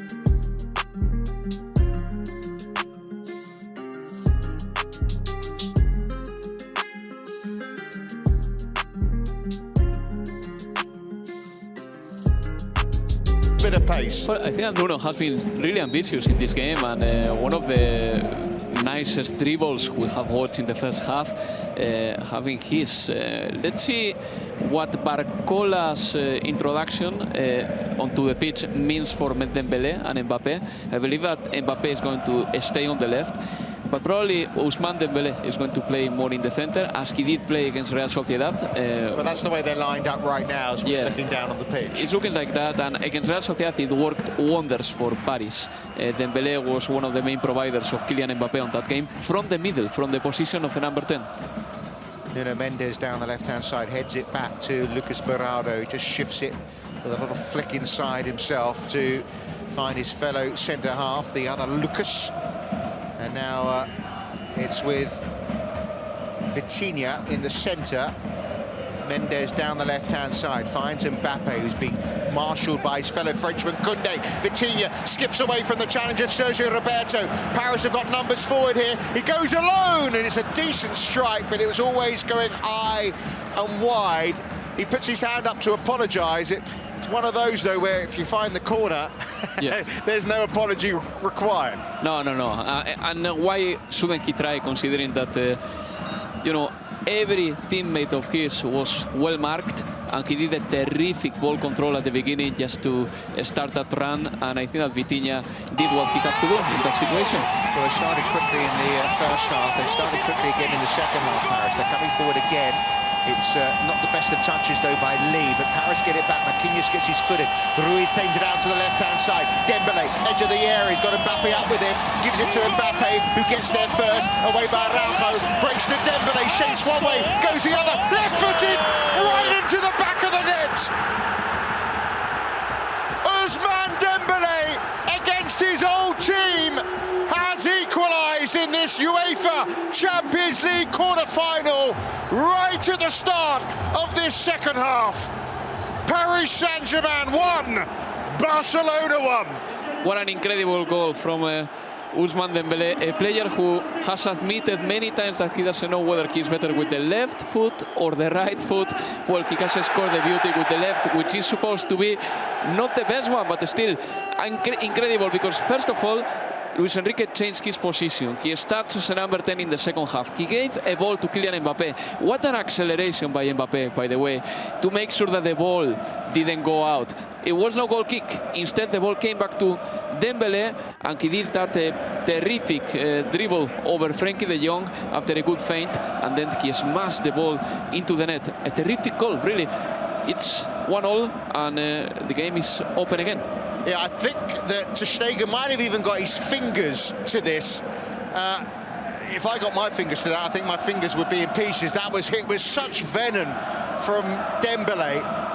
But you're right, Mbappe, not many players would have been able to get to that ball, to have that speed, the initial speed.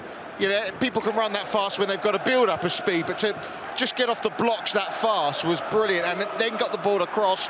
Araujo got in the way, which he needed to do, but it went straight to Dembele, and there was a lot for him to do. Yeah, and the truth is that he had Frenkie de Jong in front of him. He feinted very well, and then, you know, I think that the goal is beautiful. It's beautiful. And, you know, the first pass of Dembele, in all fairness, it wasn't that good. But Kylian Mbappe made it look okay, because he just got that goal. And from that moment onwards, well, Dembele got the ball and he got his goal. It was a really good start of the second half. Here's Barcola coming forward again for Paris Saint-Germain. Gives it out wide to Lee. Lee holds it up. He's got Cancelo with him. Plays it back to Fabian Ruiz. It's a lovely ball. Vitinha! They've scored again! 2 goals in a minute! Paris Saint-Germain have turned it right around. Bedlam inside the Parc des Princes. They've cut Barcelona open, and now they're in front. Vitinha tucks it away. Super finish.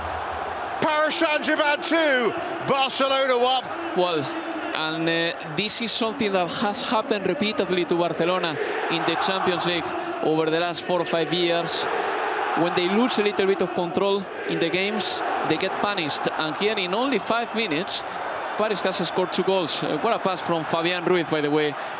What a pass to Vitinha, the player who is probably understanding better than anybody else what the half pockets are, and his shot is tremendously difficult for the goalkeeper. And, you know, we will have a good stat. Well, we said in the first half it was the first UEFA Champions League goal for Rafinha. That was the first UEFA Champions League goal for Barcelona, for Paris Saint-Germain, for Dembele, and now that's the first UEFA Champions League goal for Vitinha. There's a lot of firsts going on, but we've had 3 goals, and the crowd here are just on their feet, waving their scarves.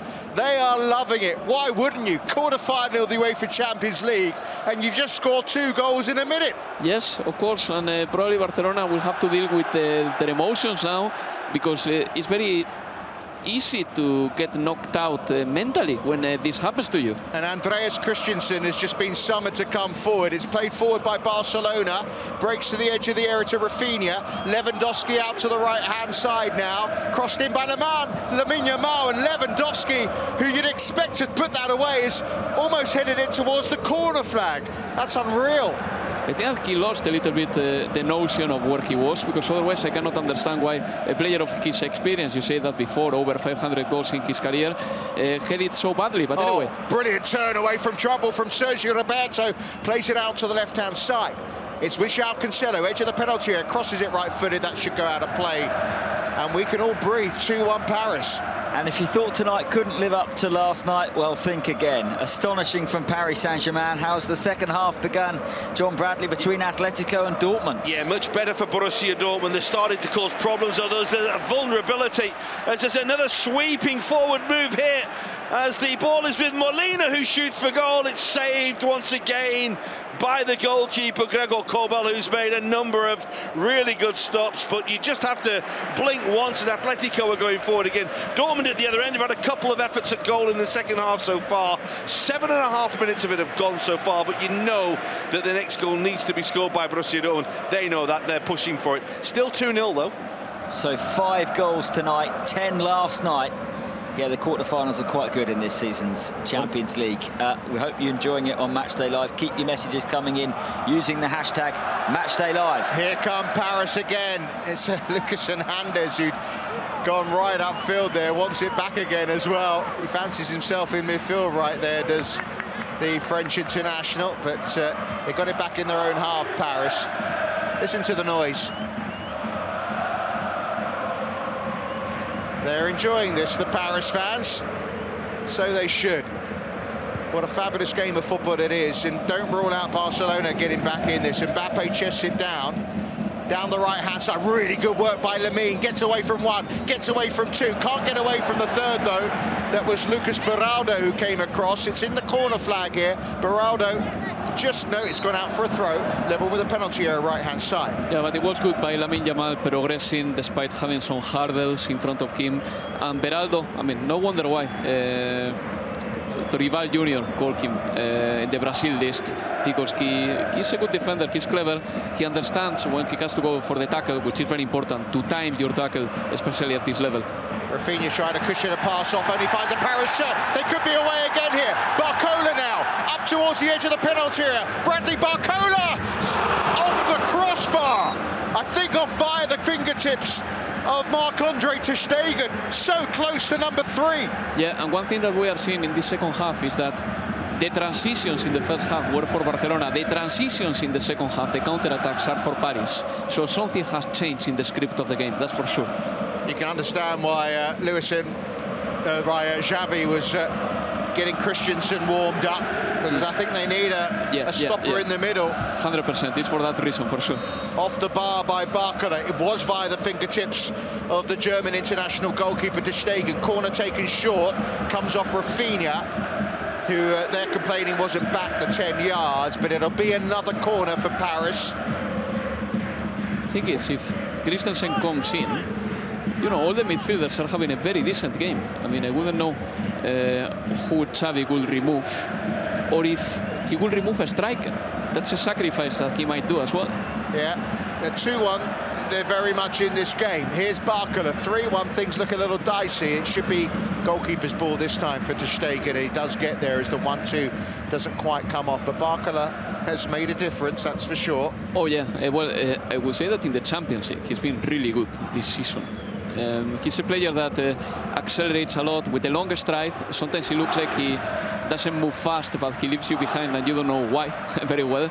And I like the fact that he has 2 profiles, the left and the right. He can dribble past you to the right, to the left. Yeah. He's a decent shooter as well, quite unpredictable on the ball. Yeah, he's one of the good additions of Paris this season, that's for sure. Yeah, he scored a lovely goal in the last round, and here he is on the ball again. Looks up, there really weren't any options for him, so he holds on to it, now gives it to Lee. That's a lovely pass into Fabian Ruiz, whose shot is blocked brilliantly by Ronald Araujo, because that was hit with some power. Yeah, and Barcelona clearly needs holding midfielder. I think that that position where Fabian got the ball is the position where the holding midfielder should be. on paper at least. So it remains 2-1 to Paris Saint-Germain, who have had this dream start to the second half, and they come forward again down the left-hand side. It's with Mbappe now, couple of step-overs, twist one way, then the other, and the cross is blocked. Nuno Mendes was up there in support. Danger again for Barcelona when Mbappe's twisting you and turning you. Yeah, and you always have to double up the help against Kylian Mbappe. By the way, Pedri is coming in as well.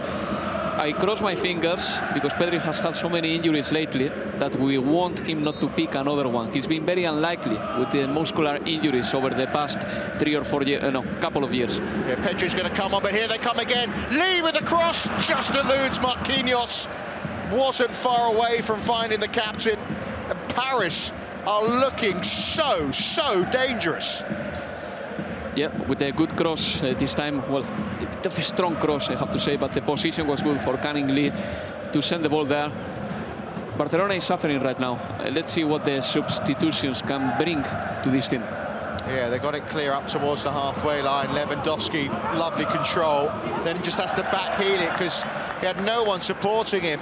And here come Paris again, who are playing with such confidence right now. They feel they can get more goals here. And I noticed, I think I saw Xavi on the sideline there, just urging them to keep going forward, make the most of this spell. Pedri's getting ready to come on for Barcelona. Pedri hasn't played since the 3rd of March. And here's Mbappe, sorry, Alvaro. Mbappe, infield, finds Nuno Mendes, away by Araujo. They still will keep it going here. Lucas Hernandez has done really well. Vitinha in the centre of the pitch. Barcola's waiting out on the right-hand side, and Mbappe left-hand side, and it comes to Barcola. Barcola now holds up, comes infield, still steps inside, gives it back to Vitinha. We've had 13 minutes of the second half, and what a second half it's been so far for Paris, who are enjoying their possession, enjoying the football, carving open Barcelona, finding the nets, and have turned this round from 1-0 down to 2-1 up. They have the ball now inside their own half. It's with Marquinhos wearing the skipper's armband. Back it comes to the Brazilian, making his 436th Paris appearance this evening. That's a record. Lucas Hernandez now, infield back to Marquinhos.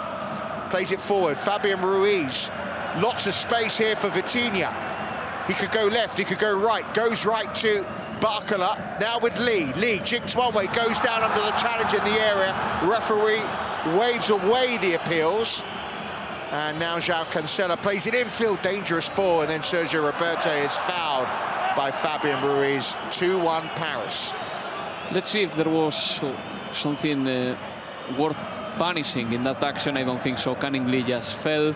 In fact, he stepped on João Cancelo a little bit, so no penalty in there. Ball for Barcelona, and 2 substitutions coming. Yeah. Pedri being one of them, and the other one, I believe it could be João Felix. João Felix, yeah. So the change is also being made here by Paris. Zaire Emery is coming on for Lee. So one change for them. And it's Lamine who's making way here for João Felix. So that's one change. Straight swap, you'd say, really. Yeah, Rafinha will go in the right, and João Felix will go on the left. And it's, I think, Sergio Roberto who's going to come off for Pedri. So those are the changes made. And brilliant to see Pedri back. Dortmund have made a switch at the Metropolitano, John Bradley, as they try and get back into tonight's fixture against Atletico. Yes, he could be coming on at 3-0 as well, because Sebastian Haller's just come on for Nicolas Füllkrug, but Atletico have just had a 5-on-3 attack, and of all people, Antoine Griezmann got the final pass to Marcos Llorente wrong. You'd have put your house on him getting it right, but for once, Griezmann off target. Otherwise, Llorente would have had a clear shot at goal with just Pobel to beat. It's still 2-0. Branton and Haller on now for Dortmund in the second half. Here come Barcelona looking for a way back. Ilkay Gundogan looking to feed Robert Lewandowski, didn't come off. João Cancelo now gives it and plays it short. Chipped over the top by João Felix. Chance here! And it's a goal back for Barcelona! What a brilliant finish that is from Rafinha! Rafinha over his shoulder, left-footed volley, goalkeeper no chance, and just like that, it's 2-2. The UEFA Champions League is delivering once again. And it's a double for Rafinha. Second goal, a brace for the Brazilian footballer. What a pass from Pedri. I think that it was the first ball that he touched in the game. A minute after he came onto the pitch, he gave that lovely, beautiful, silky, dangerous ball for Rafinha, and the Brazilian did the rest. It wasn't easy to hit the ball like this. Maybe there is a little bit of an element of luck in that shot. I don't know about that, but the ball clearly was impossible for Donnarumma. Now that I see the replay, not on Pedri, by the way. He's a little magician. Meanwhile, you wait 27 years for your first UEFA Champions League goal. You only wait 24 minutes for your second, Rafinha. There you go, life. That's life. It's a brilliant finish, though. I mean, I do take your point. First, just on the pitch, Pedri, beautiful delivery, but that is such a tough technique that Rafinha has delivered there. Oh yeah, Rafinha still had to do the 99% left, that's for sure. But, it's good for Barcelona to have Pedri on the pitch. As I said before, he's a guy who has been tormented by injuries over the last 2 years. Hasn't played football since the 3rd of March against Athletic Club Bilbao. In that game, he felt that he had a muscular issue.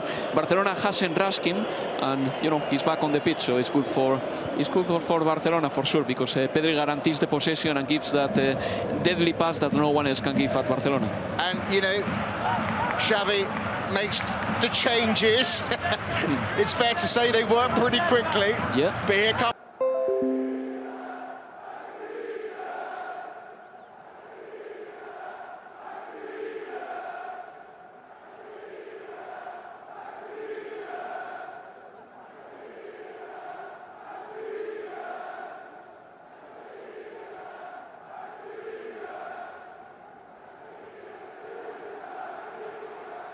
It's worth stressing it. Rafinha's runs in the highlights have been working for Barcelona. João Felix is just taken out there.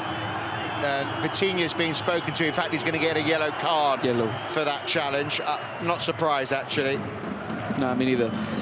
So yeah, Rafinha has clumsy, been doing, wasn't it? I think that it was unnecessary, because Paris, I think, had a good setup to defend all that. Marquinhos was also chasing João Felix. So yeah, luckily for Vitinha,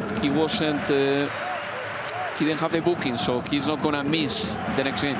João Felix is on loan from Atletico Madrid, who are also in action this evening, also having a pretty decent time as it stands. Here's Frankie de Jong, whose old team Ajax certainly aren't in the UEFA Champions League this season. Lost 6-0 at the weekend, can you believe that? Now de Jong takes the free kick quickly. Both teams in a hurry here. They both feel that there's a chance to win this game. And João Felix away left-hand side. Lewandowski in the middle. Plays it back to the edge of the area instead towards Gundogan. And it was really well read by Nuno Mendes. Yeah, and Lewandowski is a bit annoyed with that, because he thinks that the ball should have been for him. Here's Barcola, plays it through the centre. Brilliantly picked up now by Zaire Emery. His pass in field, though, can't find his teammate. And now it's like a basketball game right now, this, isn't it? Back we go the other way. Lewandowski out wide to Rafinha, who's on a hat-trick, don't forget. Skips away from one challenge. Plays it back, and we can breathe for a moment. 66 minutes played. Paris Saint-Germain 2, Barcelona 2. The breathless action of these quarter-finals continues on UEFA Champions League Matchday Live. It's at the feet of the Barcelona goalkeeper, Marc-Andre ter Stegen. Gundogan back to Araujo, out wide to the right-hand side to Koundé, plays it down the line towards Lewandowski. And for a moment, it looked like Rafinha might get on the end of it, but Paris are able to get the ball back. It's down the right-hand side with Lucas Hernandez. Lucas, who is playing in the right side of a three-man centre-back right now. Yeah. Because Luis Enrique has changed the system quite a lot for the second half. So Marquinhos is commanding the defense literally in the middle of it, and Lucas Hernandez, a left-footed footballer, is playing on the right. It's with Marquinhos, who's playing in the centre of that three-man defence. His pass was forced Beraldo to really stretch, but he managed to keep it in play. And now Mbappe gets past one, gets past two, gets past the third, which is Pedri, skips inside away from Frenkie de Jong, plays it out to the right-hand side now to Barcola. Barcola tried to play it around João Cancelo, went down, referee had a good look, waved his hand away to say no foul, and now Barcelona can get it away. But it comes out for a throw off Pedri, 2-2. Brilliant game. What about the second half in Madrid, John Bradley? Yeah, it's getting fiery, it's getting feisty out there at the moment. Pablo Barrios has just come on for Atletico, so Marcos Llorente is up front now alongside Griezmann. Remember, no Memphis Depay, the hero of the last round against Inter for them tonight, but it's very evenly poised right now. Borussia Dortmund having a real go, but they need to score the next goal. You do sense that is crucial in this tie. Still 2-0. And it's Barcelona coming forward, and Lewandowski's been tripped here, and it's in a really good shooting position, this. Lewandowski stays on the floor. It's Vitinha who made the foul. Remember, Vitinha's been booked already. There were one or two Barcelona players making the referee very aware of that. He shook his head as if to say, it's just a foul. I think that that's the right call, really. It's a good free kick for Barcelona. It's good for a left-footed footballer, and I do know that Rafinha likes to take shots. So I think and it's been his night as far as goals are concerned so far. I mean, he's got a license to miss. I mean, he has scored 2 goals already. If he misses this free kick, no one is going to tell him anything. It's about 25 yards out, which is a nice distance. It's not one of those where you think goalkeeper has to save it, and it's not too close where you have to get it up and over the wall. There's no problem with that. No, but power is needed, 26 meters. Yeah. Power is needed. But we know the man is going to take it, as you said straight away, Rafinha, who's pointing, I think, at Mbappe, who's rather close. The wall's back as it should be. You can hear Donnarumma shouting at his wall. Probably can hear it. Yeah. Behind my voice there. There he is, barking. Gundogan's there as well, as is Koundé, but Rafinha surely is going to take this. In his yellow shirt, 2 goals already to his name.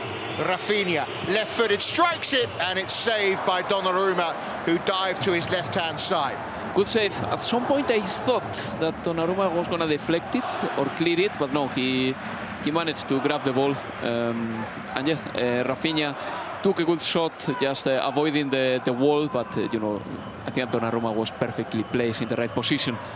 Zaire Emery lays it out to the right-hand side to Hernandez. Hernandez to Barcola. Barcola midway inside the opposition half. Plays it to Zaire Emery. And now Barcola could get on the end of this ball from Vitinha. He's through on goal. Barcola, brilliant sliding challenge by Araujo, denied him. Fantastic defending from the Uruguayan. Yeah, because Araujo can be a defensive colossus. I mean, in these kind of situations you can see exactly what his best fortitude is. Like, where did he come from? Exactly. I thought Barcola was away. Headed away this time by Koundé, headed on by Gundogan, picked up by Vitinha, who played a lovely ball. Yeah, again, well, Vitinha is one of the players of the game, that's for sure. But Araujo's defensive move has been terrific. Here's Mbappe, left-hand side, 2 to take on, tries to go through the middle of them, can't quite keep the ball, and then fouls. Does he foul Fabian Ruiz? Goes in with the challenge, at least, on the Spaniard. Yeah, I think that Pedri had all the advantage in that action. He was protecting the ball. Kylian wanted it back very quickly, and you know, it was a clear fault. But Araujo was so important in the last action because Barcola, I think that he was shooting with no, how to put it, with no rush, no urgency, because he thought that he had that second to place the shot well. I thought he did as well. And that just shows you the speed of the Uruguayan. No, he came out of nowhere, and he's a big man, and suddenly he lays down next to you, in front of you, and you cannot do anything. He blocked the shot perfectly. And it's he that takes this free kick upfield towards Lewandowski, who heads it down. 50-50 who gets there. It's Paris who get to the ball first. Zaire Emery, one of these substitutes. Lovely ball down the right-hand side, but the flag is up for offside. And neither of these teams are intent on defending, which is great for us from a neutral perspective. No, absolutely. But I think that modern football is a little bit like this these days. I mean, there were 10 goals yesterday, 6 goals today between Dortmund, Atletico. Paris and Barcelona. It's really, I think we're spoiled, as I said in the halftime. We're watching a lot of football and good football. Here's Mbappe, plays it down the left-hand side for Nuno Mendes. Plenty forward here. Sort of a slower attack, this one for Paris. Mbappe, who we know can suddenly inject some speed, plays it back to Vitinha, out wide to Mendes. Back it goes to Vitinha. The two Portuguese exchanging passes now with their Spaniard, Fabian Ruiz. Back it comes to Marquinhos. The Brazilian plays it out to the right-hand side to Barcola. Barcola back to Lucas Hernandez. 72.5 minutes gone. It's Paris Saint-Germain 2, Barcelona 2. It's at the feet of Vitinha, just inside the opposition half. Ruiz then plays it to Dembele. Back it comes to Vitinha, who plays it across field on the halfway line to Marquinhos, who now spreads it out to the right-hand side to Barcola. Barcola inside to Ruiz. Mbappe makes a run, but the ball forward is cut out by Araujo, and now the counter could be on. Gundogan looking to find Rafinha. Rafinha up to the edge of the area, taking on Beraldo. Rafinha cuts in field, and he can't find a teammate. Breaks, though, for Pedri. Pedri back to Rafinha. Rafinha plays a cushion pass to João Felix, whose shot is comfortably saved by Donnarumma diving to his left-hand side. I think that João Felix tried from the distance. It was very difficult to score from there. Of course, the angle of the shot was really good, but Donnarumma sorted out very quickly where the ball was going to go. But in the previous action, I think that it was Pedri who should have received the pass of Rafinha, because he did the right run, but Rafinha just didn't see Pedri doing that.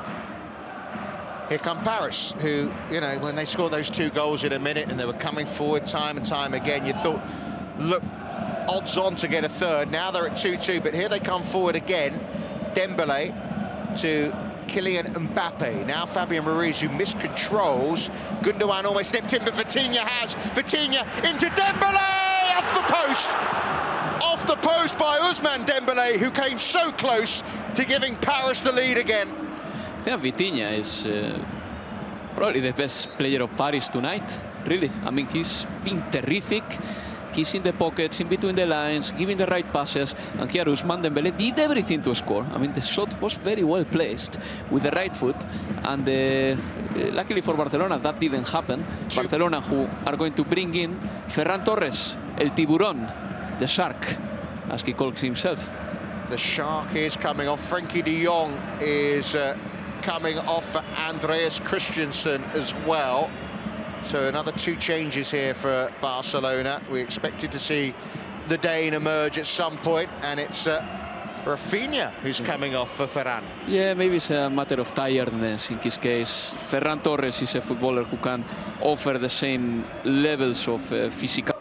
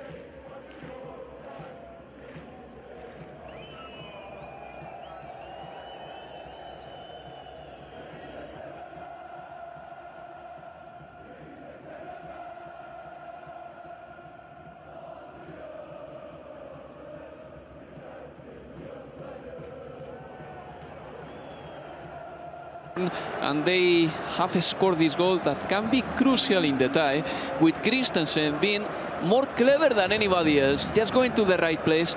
He just jumped a little bit more than the man who was marking him. I believe it was there, Emery. And this goal is so important for Barcelona as well because it comes in the right moment. I mean, Xavi has made the substitutions to win the game. And look at that. Christensen is scoring. The first ball he touches is a goal. And we have to say at this point, happy birthday, Andreas Christensen, 28 today. That's the way you celebrate it. Put a party hat on his head. Oh, no, unbelievable. That's incredible, really. Is that his first UEFA Champions League goal? He hasn't scored since last April, I know that much. We can check that. We can check that. Because everyone else has got a first tonight with their goals, haven't they? That's incredible. Apart from Rafinha, because he scored twice. Yeah, but the night of Rafinha is sensational for him. Dembélé, same thing applies to him. First goal in the Champions League for Paris, and so on and so on. It's a game for many footballers to remember with a smile, but probably for Christensen it's double special.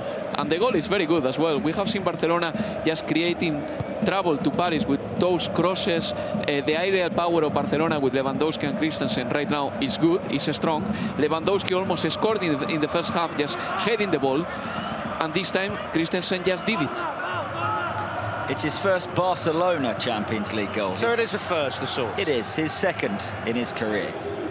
Thank you, Chris. Thank you. I knew we'd get there quickly. UEFA Champions League match day live, producing again. It's Barcelona back in the lead. It's Paris Saint-Germain back coming forward. Barcola, right-hand side, plays it infield to Vitinha. Vitinha now, who, I know we've got just over 10 minutes to go.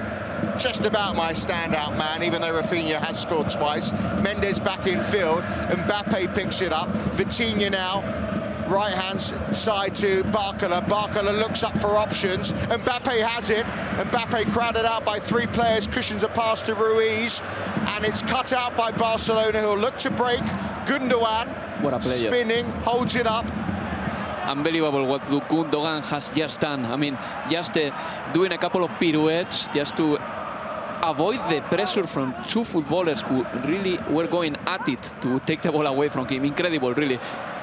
Back to the goalkeeper it goes. Donnarumma just clears it upfield. By the way, there are many storylines in this game. One of them we thought that we were going to use it, which was Mbappe scoring. He hasn't scored yet. There are 11 minutes left, and we know the danger of this man, Kylian Mbappe, so I wouldn't write him off. And again, the substitution worked pretty well for Xavi, didn't it? Incredibly, because Pedri, in the first or second ball that he touched in the game, he provided the key assist for Rafinha to score the equalizer. And then look at Christensen. Here comes Jules Koundé now for Barcelona, up towards Lewandowski, who for once his touch is a little heavy, and he almost robs Nuno Mendes, who had it back. It's with Dembélé, left-hand side, and Mbappe makes a run forward. And, you know, we've had 5 goals, and Kylian Mbappe hasn't scored one of them. No, that's it. Kylian Mbappe has scored already, what, 6 goals in the Champions League? So we know that some danger may be coming up. So Barcelona should be extra focused right now. Yeah, we got 10 minutes of the 90 remaining, plus there'll be some stoppage time. We've had a few substitutions, and you wouldn't rule out another goal in this game, would you? No, not at all. And I also believe that Barcelona is totally up for it. They are being very, very clinical when it comes to taking shots. Lovely little turn from João Felix, who spent the second half of last season on loan at Chelsea. Got sent off, actually, on his debut at Fulham. And here he is coming away with the ball, and is tripped by Marquinhos. Yeah, I think that is a clear fault this time. And when it comes to João Felix, look, he's been adapting to different situations. He has started this season, he hasn't started. But when he's coming from the bench, he's having an impact. Well, here he is on the ball right now, about 30 yards from goal, comes in field, forward he goes, up to the edge of the area and overruns it. And it's cleared by Paris as far as Kabasi. It's now with João Cancelo, left-hand side, gets the return ball from Pedri, and then is brilliantly tackled by Lucas Hernandez. He finds Barcola. Ball breaks now to Lucas Hernandez. Referee gives a free kick, and there's going to be a yellow card here. I'll confirm that in a moment. Referee is Anthony Taylor, and it's, I think, Lucas Hernandez who is going to be cautioned. Indeed, it is the French no, it's Kabasi, I beg your pardon, who's being cautioned for Barcelona. So yellow card for the youngster.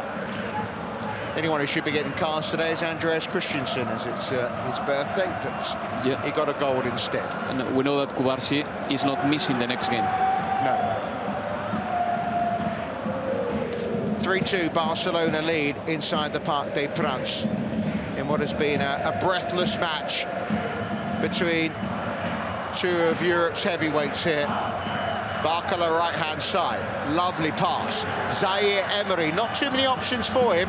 Into the area he goes, right-hand side. Just gets the pass inside. Vitinha keeps it alive under pressure from Ferran.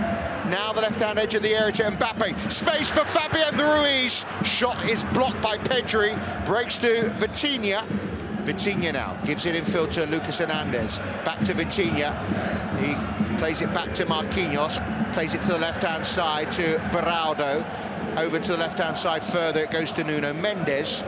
And Barcelona now just keeping possession just about on the halfway line. Vitinha now, he's got Barcola to his right-hand side. Gives it to the 21-year-old, who's certainly, like many of the substitutes, had an impact on this game. Fabian Ruiz plays it infield. Zaire Emery to Barcola, who shuffles it back to Hernandez. 3-2 Barcelona lead. We've had 83 minutes played. Mbappe, left-hand side, holds the ball up, plays it back to Nuno Mendes, looking for a way past what is every man behind the ball here for Barcelona. Marquinhos out to the right-hand side to Barcola. Barcola back towards the Brazilian, who then quickly passes it first time to Ruiz. Now to the feet of Beraldo, out to the left-hand side. 30 yards from goal now, Vitinha. Plays the ball infield to Zaire Emery, skips away from one and a second, gives it to Vitinha. Vitinha thinks about the pass and he plays it out to the left-hand side to Nuno Mendes. Vitinha now, can he find a way through? Clipped over the top by Dembele, I think it's claiming a handball there, and the referee is not interested. It was 2-0 to Atletico, but this happened a couple of minutes ago. That's Emre Can onto Julian Brandt, looking for Sebastian Haller. He scored! It's an instinctive turn and strike from Sebastian Haller, and Borussia Dortmund breathe again in this tie. They have plugged away in this second half, and they have got that vital goal back. They just trail by 1. Atletico Madrid 2, Borussia Dortmund 1. Game on, tie on at the Metropolitano. John Bradley, how important might that goal be for Dortmund? Massive couple of minutes, an outstanding save from Gregor Kobel at one end to deny Samuel Lino from point-blank range. They go down the other end, and Sebastian Haller on as a substitute, getting the ball inside the penalty area via a ricochet off Nahuel Molina. He turned and was in. Oh, now then they could be in with Correa, who shoots for goal after giving away by Hummels, and Kobel saves again. How many times have we said that today? Incredible he's been in goal for Borussia Dortmund, but Borussia Dortmund have threatened throughout this second half. They have got that goal, and they are looking for another now. They're not letting their laurels rest on this 2-1 scoreline. They want it 2-2 now. It's very much game on in this tie, Chris. I wonder if we've ever had a better quarter-final first leg week in the Champions League. It's been unbelievable. A change for Barcelona, Richard. There's actually been a change for both teams. Barcelona bringing on Fermin for Ilkay Gundogan, and Gonçalo Ramos, the young Portuguese striker, is on for Fabian Ruiz. What do you make of those changes? Well, I think that Paris was missing a number 9, and now they have him. And Fermin is a footballer who is going to give his teammates a real help, because he's very physical, very fast, and also he's very good on the ball. Kabasi has misjudged that one. He's given it to Barcola. Zaire Emery won't get there, and well, they could get it away, but João Cancelo has overrun it, and now Paris have a free kick.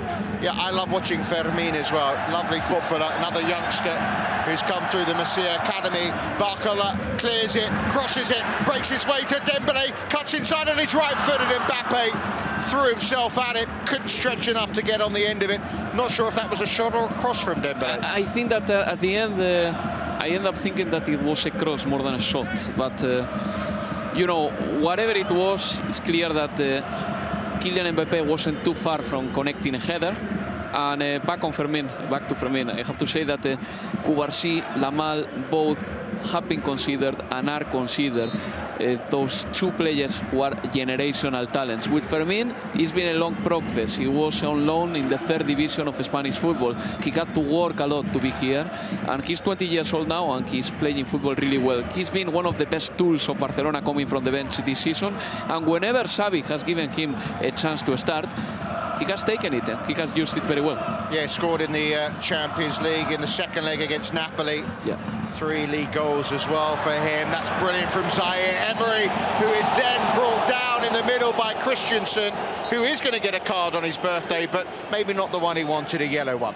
No, and Christensen is missing the 2nd leg. Yeah, he is one of them. Yeah. Which is obviously a big miss for Barcelona. Christensen has scored the goal today, but beyond his scoring contribution, the most important thing that Christensen adds is a little bit of concrete in midfield. He's been used as a holding midfielder. Fermin plays a lovely pass out wide to Koundé and then returns the compliment. Koundé gets there first and then he's blocked out right on the halfway line. That's an easy yellow card, I think. I mean, that was... I suppose one for the team there, taken by the Paris player. I think it's Beraldo who brought him down, so it's him that got the yellow card. Yeah, and Koundé still had the energy to have that run. He sent the long ball, and it was a clear fault, I would say. A clear fault. I think a Barcelona player has been booked as well. Fermin's gone into the book as well, so a lot of yellow cards here. 89th minute. Yeah, I think his was for too much chat towards the referee Anthony Taylor. It's a free kick anyway on the halfway line, which Jules Koundé, the Frenchman in this Barcelona team, will take. Crossfield up towards Lewandowski, gets a little flick on up towards Fermin. It's juggling around Fermin, found Marquinhos, it's bobbling around. Anyone getting it on the end? No, it's Zaire Emery who can get it away, but he's only given it straight back to Koundé. Now with Pedri. Just very quickly, I think Barcelona is very well placed, positioned, because that ball that Koundé has just stolen, it's been a great anticipation, but a great tactical setup as well. João Cancelo crosses it, half-headed away, and now they can get it fully away, Paris. We're in the 90th minute of what's been a pulsating first leg. Zaire Emery up towards Gonçalo Ramos, picked up by Barcola, Dembélé in the middle, but he can only find João Cancelo, who clears it up towards Pedri. Pedri finds João Felix. João Felix gives it away. One back by Ramos to Marquinhos. It's all a case of how much stoppage time will be now. We've got 10 seconds of the 90 remaining. Lucas Hernandez out to the left-hand side to Mbappe. Mbappe up against Koundé. Swiss holds it up, then crosses. We're into 4 minutes of stoppage time. Paris Saint-Germain 2, Barcelona 3. It's Mbappe, left-hand edge of the penalty area. Mbappe now holds it up, leaves it to Nuno Mendes. Good cross, cut out though by Araujo, headed back by Vitinha. Mbappe, edge of the area, away by Kabasi. Fermin will chase, but he's not going to get there. I have to say that Barcelona is defending Kylian Mbappe very well, very well. Always making sure that Koundé is not on his own, just having to take on or stop him. Here's some space though for Nuno Mendes to get the cross in, but it's a poor one. Only finds Andreas Christensen, who just puts it out towards the halfway line for a throw. Yeah, a bit poor on possession Barcelona right now. Here Christensen gave the ball away, but more so João Felix a minute ago gave it very cheaply when Barcelona looked tired. They were fragmented in two pieces, those attacking, those defending. Barcelona had to keep the possession, and João Felix lost the ball. Well, what a match this has been. What a joy it's been to watch and bring the words to it. It's not done yet. Dembélé infield to Zaire Emery, who's got Fermin right down his back, but he still finds Vitinha.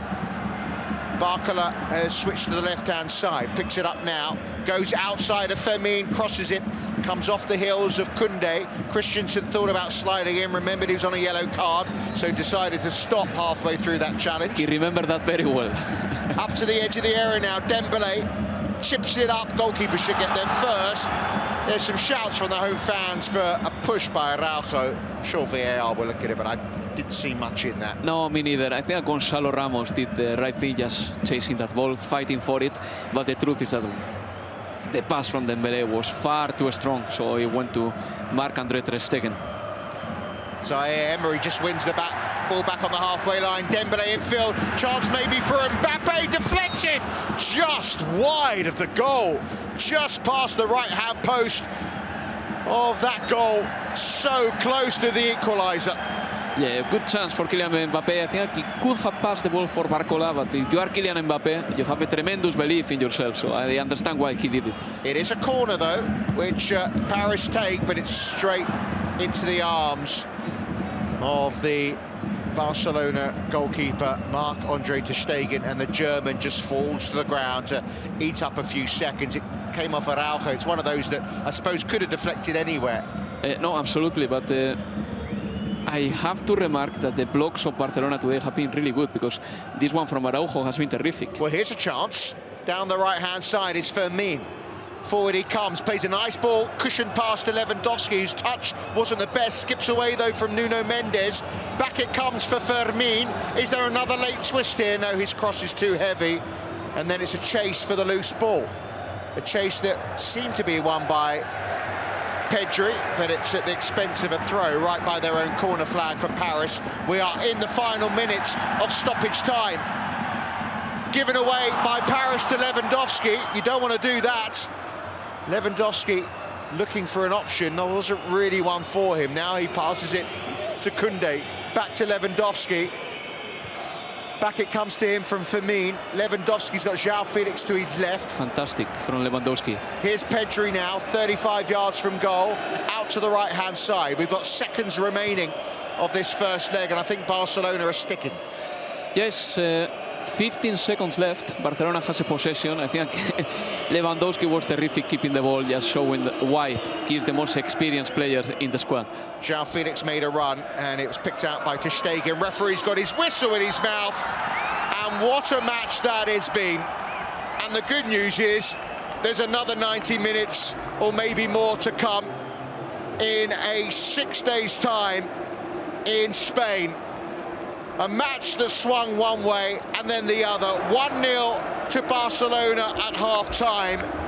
The goal from Rafinha. But then, right at the start of the second half, Dembélé and Vitinha quickly made it 2-1 to Paris Saint-Germain. Back came Barcelona, Rafinha with a second. And then, with his first touch of the game, on as a substitute, the Dane Andreas Christensen made it 3-2. There could have been more goals. There were so many thrills. It finished Paris Saint-Germain 2, Barcelona 3. What a game. They are still playing at the Metropolitano to John Bradley. There's not long to play here. We've got 5 additional minutes. We've played 94 minutes 23. Borussia Dortmund coming on strong right at the end. Jamie Bino Gittins has already hit the crossbar with a deflected shot. Now they're off again with Schlotterbeck trying to have a shot. But here comes the counter-attack. It's Correa, but there's no one ahead of him, so he has to go back. Atletico Madrid look out on their feet, but now they try to come again.